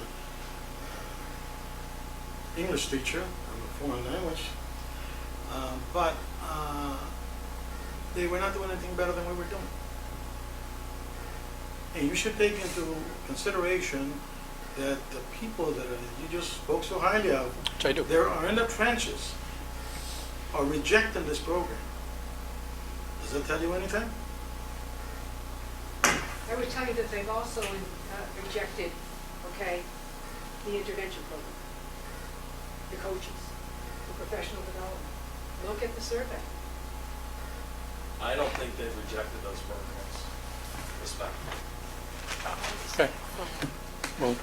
We'll bring that another time, I promise. Steve, Charlie. So on the override proposals, on the elementary media, when we say media, that's referring to the computer labs? Well, I would defer to the elementary teachers as to what exactly happens in what we call the media programs. Media is a 45-minute special that meets once a week for every class. So it meets in the computer lab and above all, the computer lab is connected to the library. So it's primarily 21st century technology skills that are being taught in class. What was it, 20%? 21st century skills 21st. that are then being integrated into the classroom. So children are learning how to utilize the internet to do research. They're learning how to use different applications. Would they have any of those experiences outside the media? Would they be on a computer outside this time? I can only speak for Rebels. We do have computer lab cards that the children can use. They would also be able to access the library. It's that direct instruction in those technology skills that they wouldn't be able to have with the teacher unless the teachers were able to integrate that into the classroom. But it would be more of a challenge to try to do that. Because right now the media specialist is partnering with the classroom teachers and saying, what projects are coming up, let me teach the children how to use iMovie so that they can create a movie for this project that you're going to be doing in class. So the technology teacher is teaching the technology where it's then being integrated into the classroom. Thank you. So, I look at the proposals to cut the elementary music, the PE, the media, and as it was said, nothing outside the elementaries. I look at the IB, it provides an option for our advanced learners. It's a challenging program. Some of us like it, some of us don't. It's, as I've said, personally I like the program. But I believe if we're willing to put these types of things in the elementaries, especially the media where we're teaching our kids technologies they're going to need to understand going forward, it becomes more important every day. They need to be involved with these things. If we're willing to take that away from elementary students through an override, the risk of an override, I think we should at least be able to put other programs that are going to affect the IB program, maybe high school sports. If we're willing to cut all the programs out of elementary, maybe the high school sport should be listed as one of the override options. I think it's completely unfair to focus on the elementary. And I personally see it as a ploy on the emotional heartstrings there. You don't want to lose these programs for our littlest kid. I don't think that's fair, and I don't think it's the right approach. And I think the problem will be if it votes no, we're left without an option. If you're going to say I'm funding these particular programs, we lose. But we're not saying we should say that. We're saying we can do a general. Yeah, I think we should go for an override, no doubt. The towns need an override. I think they've had their head in the sand for far too long. I support an override. I don't like this approach. Jason? I just, And then I Ada. thought the same as Steve originally when Thanks. I saw the elementary portion of the second, the override, but if you go back in the beginning of the slide, there are cuts in the high school and middle school level, so I think that came earlier on in the presentation. I think there was still 2.5 million. well, with actual there are reductions in staffing there, so I don't really think I think was earlier on in the presentation, so I don't think it's fully just aimed at the elementary level. But I On hear the what you're saying. override, it's- Most of But the override. The That's what override. we're- Right, but Well, we cannot have the override. but yeah, Right. right. Right. but if you look at there are other positions that are being cut. Most of the, if I understand it, most of the other cuts at the middle high school level are due to student enrollment declines. And as we decrease 5% year over year, it's easier to consolidate classes. Well, no, But perhaps I'm Well, wrong. I think, that- I mean, I'm the getting was it- the I'm high getting school, it done. math teacher, English, social studies. In athletics, yeah, middle school athletics, absolutely. You're right. Well, I would say Good. last year and the year before, we have done things at the middle school that have increased their class size Yes, we have. by several percentages, wouldn't you say maybe double-digit percentages? And quite frankly, it's very difficult for me to do any more at the middle school, because we have really, at the elementaries, we have put all additional funding in the last several years, in coaches, in intervention specialists, in tutors, and quite frankly, a lot of our resources have gone there due to the fact that we have great needs. We have to make sure kids are, and we've seen the results for that. And there's no question that having a more general override gives the committee latitude as to what you will end up doing with override money should it pass. Sometimes it helps to have stuff in the override because, and I don't know if you can the heartstrings thing, Stephen, but you was at it. I probably stand guilty. I probably stand guilty. When we looked at what would it be, because we were so afraid that basically if it was, I don't know, math class sizes at the middle school, or, trust me, I don't think anybody would come up, but you have to say to parents, it is pain, it is, because we are gonna have to do something aggressive at all Correct. these levels to get this kind of money out. Ada, Deborah. Just one final note, and I've said this before, but I just worry about cutting, these programs. I believe these are foundation, programs for the children, particularly at that age, and I think that it's very important for all of the children to be exposed to these programs before they end up being 14 years old and go to high school. So, and I think Steve earlier on this year or the year before had said the roads can be we can wait to pave the roads, but if the children are not getting the foundation, technology is important, learning how to research is important, learning how to write is important. Can't make up fifth grade. A PE, to me, PE is very important in this day and age. I mean, most children are overweight and suffering multiple diseases, so if you're having children sit for 6 hours. Well, the only I understand something has to be. Well, the only option is cut $2.5 million, we'll send that assessment to the towns. That's another I option. hear you. Deborah. Okay, and get on a horse and I ride just it. wanted to clarify a little, on the last slide, it said the override fails, it says high school athletics, what exactly override that 294.9? Well, actually, as I finished this up at about 6 o'clock tonight and was having my sandwich down at Barry Pizza, I realized that I kind of screwed up, because going back to what I asked Maureen to explain regarding the elementary specials, you'll see that if we went this route and we delayed start times at elementary schools and had to pay the waiting time for the buses, could cost anywhere between $122,000 and $151,000, depending on how many buses we really run next year. And we cut a bus in Hubbardston at $60,000. We have about a $90,000 gap. So I kind of forgot about that because I had to restructure the whole process, because each time that we talked about an item being in the override, I didn't want to talk about unemployment because you can't put that on the override. And then when I did that, I forgot this thing. So actually we'll be $90,000 short for those busing, which would be that $90,000 of cutting the elementary runs. So that would go fill that gap. So it would be more like the whole high school athletics would be gone in order to cover the unemployment of the elementary specials. So, basically, we're gonna cut all of our specials in the elementary, all of our athletics in the middle and high school, and expect If the that- override doesn't pass. Okay. I'm still calling you. I understand, but it's not realistic. What else is there? What else is there? Right. We're hanging our hat on What else it is there? passing it. But that, we gotta do something. I'm just saying, with past practice with the towns, it's not likely that it will. But for us to not act is unconscionable itself. Understood, I have an issue with putting each line, okay, if you don't pass it, we're gonna cut this, and I don't wanna dangle that, and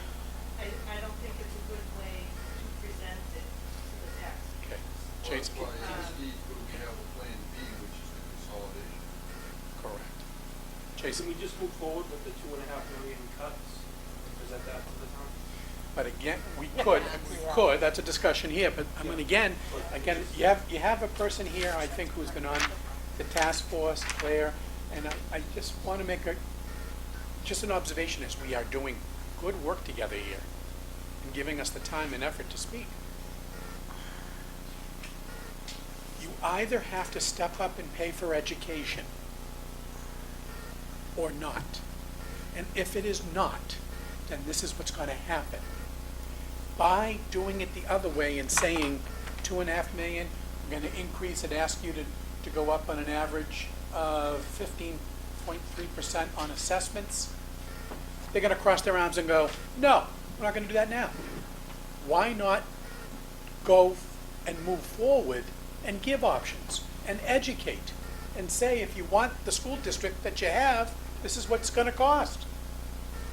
And if you don't want to do it, then vote at the voting place. But for us to put our heads in the sand and say not to do it, I think is no, I'm not saying to you, but saying for us to say not to do it is not an option. I got somebody here 40 years. We're now at a place where, have you ever seen this amount of depth?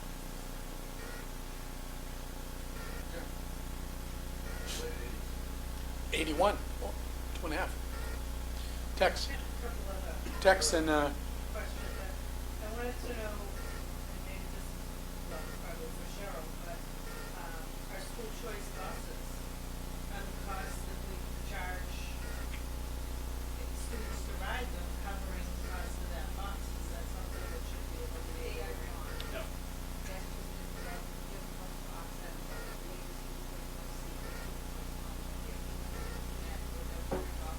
it's $100, right? So it's not paying for the bus, and we don't get reimbursed for that, correct? Nor is it assessed any town or anything. I mean, couldn't we have 5 or 6 of the school choice buses? Would that be worth eliminating? Do we have 5 or 6 of those? It's big for us.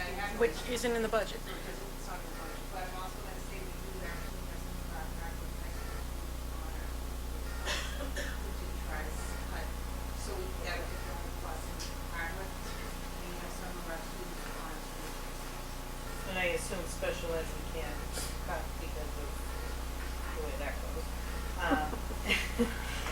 I mean, not that I wanna go after staff, but that's the biggest part of our budget. And Evan, I'd like to ask you, is there anything from your perspective that you could advise us might be a better cost savings or any input from the teacher's perspective? I don't think that would really be my place to say, respectfully. So that's my opinion on that. Thank you. Okay. Very good politician. Tex, and then I got Giles. I think the survey kind of spoke volumes to that, though. I think that was kind of, I think that was kind of the teacher's way of telling us how they felt. See, to us, respectfully, I have to say this, IB is not a financial situation. I think if our budget was outstanding, there would be a large majority of teachers with major issues with it.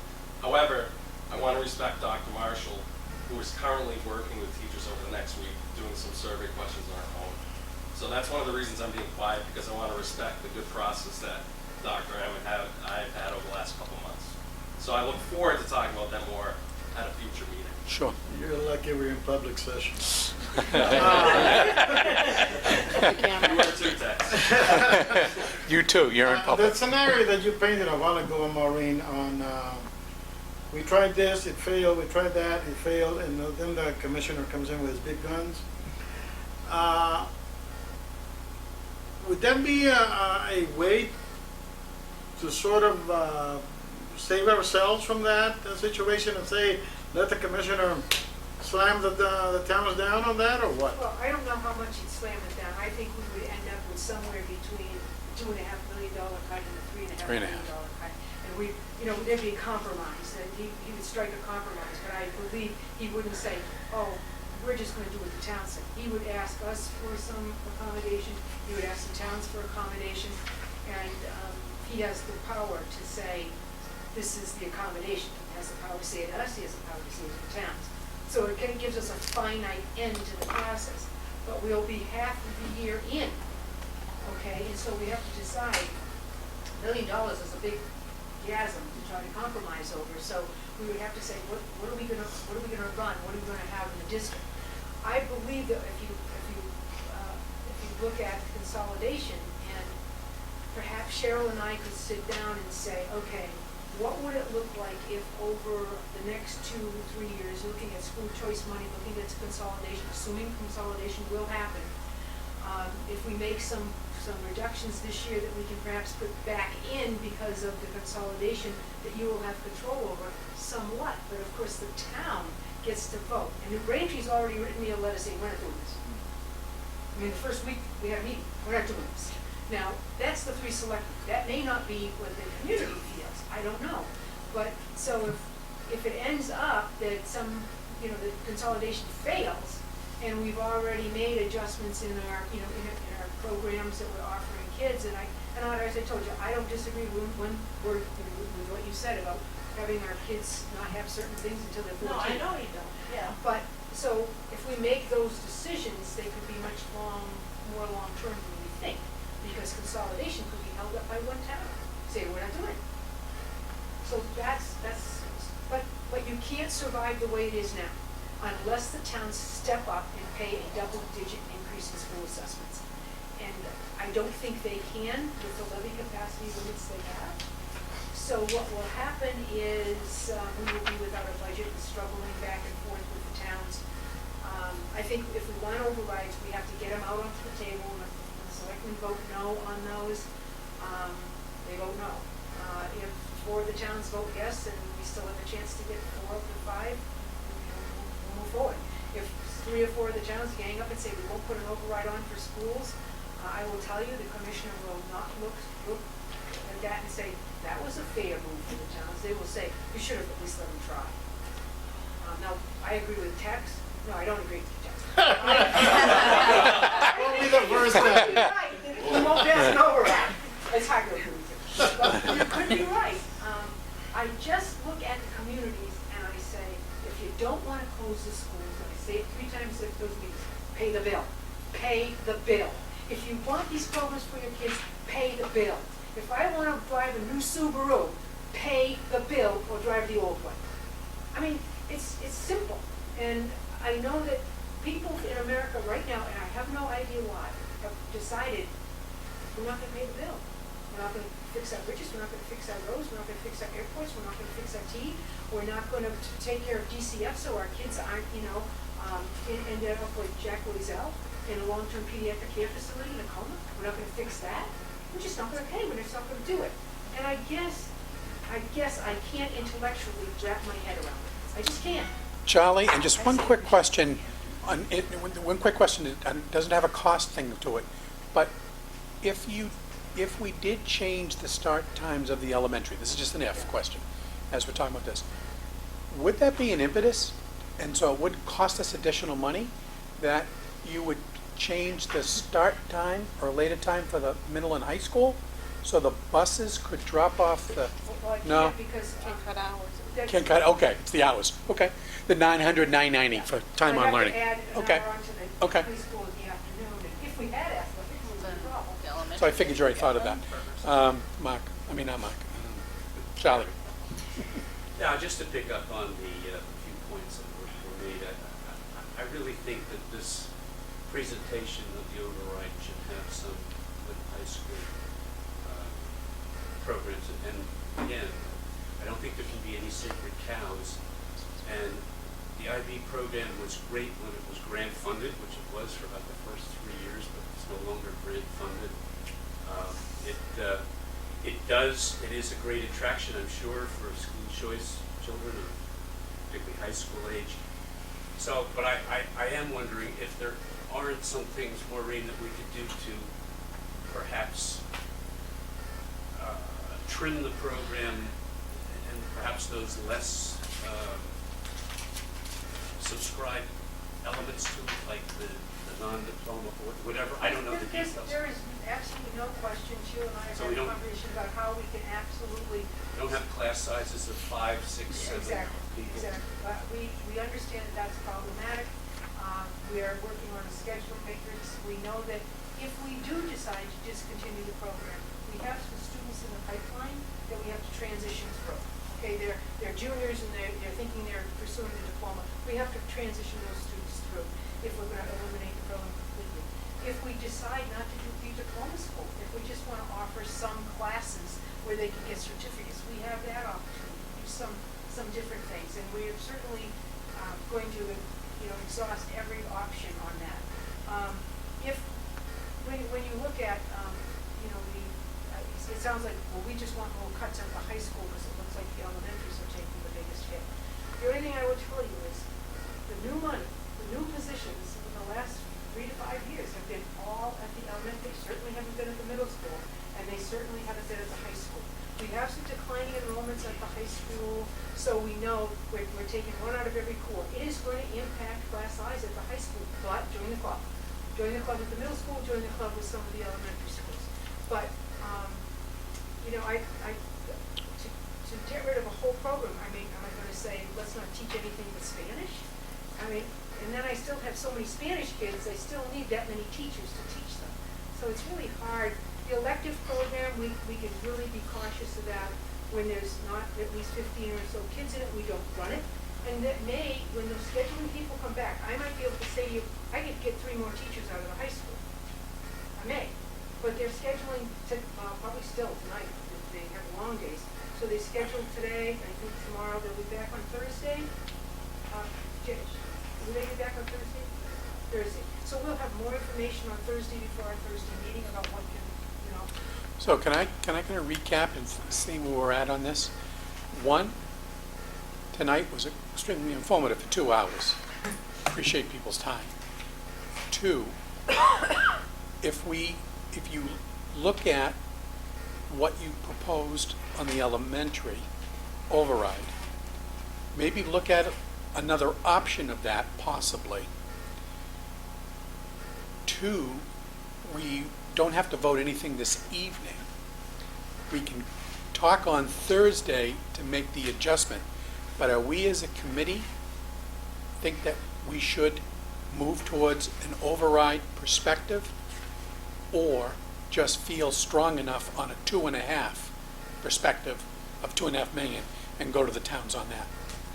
the thing that I would say. Did I recap correctly where we're at? And read carefully, please, the information on the overrides, because that will help you understand it, because it's very kind of complex and that it's very picky about exactly what you can say and how you can say it, so. And I apologize, I'm sorry to interrupt. There's one more I forgot and I apologize. And I remember the full committee would be invited to the next task force meeting as well And that's May 4th. to help expedite or understand our decisions further. Yes, very good. Okay. And I would just tell you that Claire and I are meeting tomorrow morning, I believe at 8:30, but I thank you for being here, you get the drift, and you and I can have a good conversation about what that agenda should look like on May 4th. Anybody, go ahead. Tex. Maureen, we're talking about the override situation, and what I find is that many times a lot of the voters in the town do not understand what this document is saying that they're voting on, and it's the wording of that override that really kills it. And I give it a opinion this way or the other way, but the voter, the common voter, really does not have any inkling about what's going on in that other thing. And that's the reason why some of these things are voted down. I mean, we just voted one down this last. Was it a debt exclusions text or was it? Yes, we're on the order from EPA, and that's for the sewer, and it went down. I don't know how we're going to finance it. And it went down by 5 votes. Just 5? Yeah. We were close. Wow. Steve? So I'm going to second what Jason had said earlier about supporting just going with the $2.5 million cut from the proposed budget. Going there, submitting that. That's what I'd like to see. communicate with the selectmen, communicate with the finance committees, where we're at, you know, and if it goes to town meeting, communicate best we can to the townspeople. Odds are we're gonna get rejected. Wouldn't be the first time. We'd come back to the table, and maybe at that point, we split it up with the 3.5 and the override. At that, I think we'd still have time. We'd have to look at it more closely on timing, but I feel that if we don't go to an annual town meeting with an override warrant article, which Hubbardston opened their warrant for us to put an article on, I don't know when the other towns are closing, but if we don't get that article on before their warrant closes, to get on the annual town meeting, we would be going for an override vote after school started, and that would be almost disastrous. Or we'd probably go in November by the time, because It would be disastrous, because we'd be changing what we're doing. In midstream. In midstream. They've got 90 days to call the election.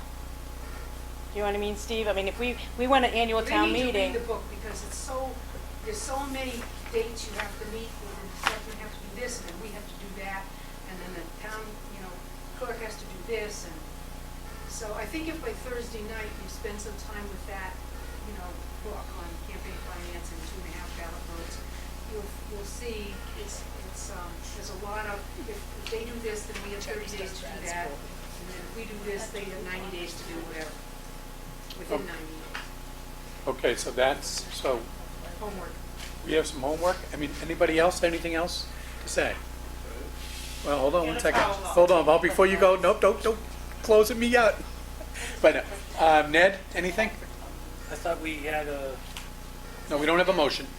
do we have, Executive session. Oh, no, we don't have an executive session. Thursday, we'll have to amend the agenda. Not for tonight, we have none, so we can't do anything tonight. No, we can't. Tonight, it says executive session, it says none. It's really critically important to the committee, that I will know more about actually tomorrow, so, yeah, we definitely have to have a conversation. Yeah, we can do that on Thursday, only because by law, I know that we have to put it. Should be, an addendum. Yeah. One thing that I would like to do before we close the meeting, Mr. Hold on one Chair, second. Sure. Peg? So if we went with the general override, instead of listing all those items, we can do that? Yes. I mean, that to me makes more sense than threatening people with, I know they're gonna ask you, well, what are you gonna cut if we don't pass this? I mean, they're gonna ask you on the town floor. Well, I always say, I wanna know what skin I've got in the game. If you want me to vote it override, I wanna know what skin I've got in the game. But I think it's even misleading because it doesn't tell them they're gonna lose $421,000 on top of the million. In high school athletics. Exactly. because you can't, Right, well, that's what I'm saying, so it's misleading to What- lay those things out. when you read that booklet, it will hopefully become clear to you, as it became clear to me, is the Department of Revenue does not want overrides to happen. Because when you have to say to fund 7 teaching positions, it would sound to the voter who hasn't been coming to our meetings that you want to add 7 positions, where really it is to save 7 positions. So, yeah, it's very difficult to understand, which is what Tuck said, it's very difficult for the voters to understand what's going on. Cheryl, could you explain real quick why we could get a 2.5 voted on if we voted now for it, but in a month, we wouldn't have time? Because it has to go on the town meeting warrant. So we can, because the warrants are open, we can get that. The warrants are open, we can put that on. it can get on. Now, But if the Hubbardston's warrants are warrant closed, closed. we have to They, redo they voted to open their warrant to, Alyssa in the morning and I last night, and they agreed, I guess Mark said they agreed to put it on the warrant. When the warrant closes, they don't have to open it up, so that we 1/5. wouldn't be on, if OCAM closed their warrant and didn't open it, there's one already that won't do it. Yeah, except, of course, if you fail, if we put $2.5 million assessments in front of the towns and that fails, they have to call, then you get back together, you reduce the budget, take $250,000. They have to call a town meeting within 30 days. Then at that town meeting, 45. we can ask for an override, blah, blah, blah. But that'll go out 90 I know. days and now school's starting. We'll be a whole year, trying to work, it'll be January before it's all worked out, but, and that's what happened when the commissioner came to us, it was January before you Yeah, really had a. yeah, but if it's based on an override and we don't get that till January, $1 million override becomes $2 million because we already had paid a half a year's Well, worth of unless we expenses. we don't implement those programs, obviously. And then we've got all that unemployment to speak to. Well, I wanted to thank Can I- you can I for just- can I what do- has been a lot of work Thank you. tonight, and I know that it's a little overwhelming, and I keep saying, read the thing on the 2.5 ballot questions, but hopefully Thursday we'll have, we need to get an assessment to the towns by April 30th.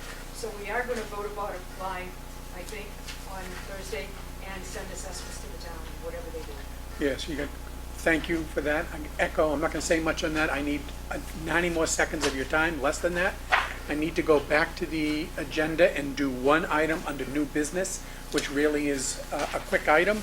It's, the budget transfers, we can deal with that on Thursday, but the appointment of a district representative, CAPS Collaborative, as read, board motion is to recommendation to appoint Superintendent Maureen Marshall as the Quabbin Regional School District Representative and Assistant Superintendent Sheila Moore, So moved. alternate district, okay? So moved. Second, all in favor? Opposed? Move adjourned. And assumptions? Adjourned. Done. You know, you only got me a little bit longer to kick around.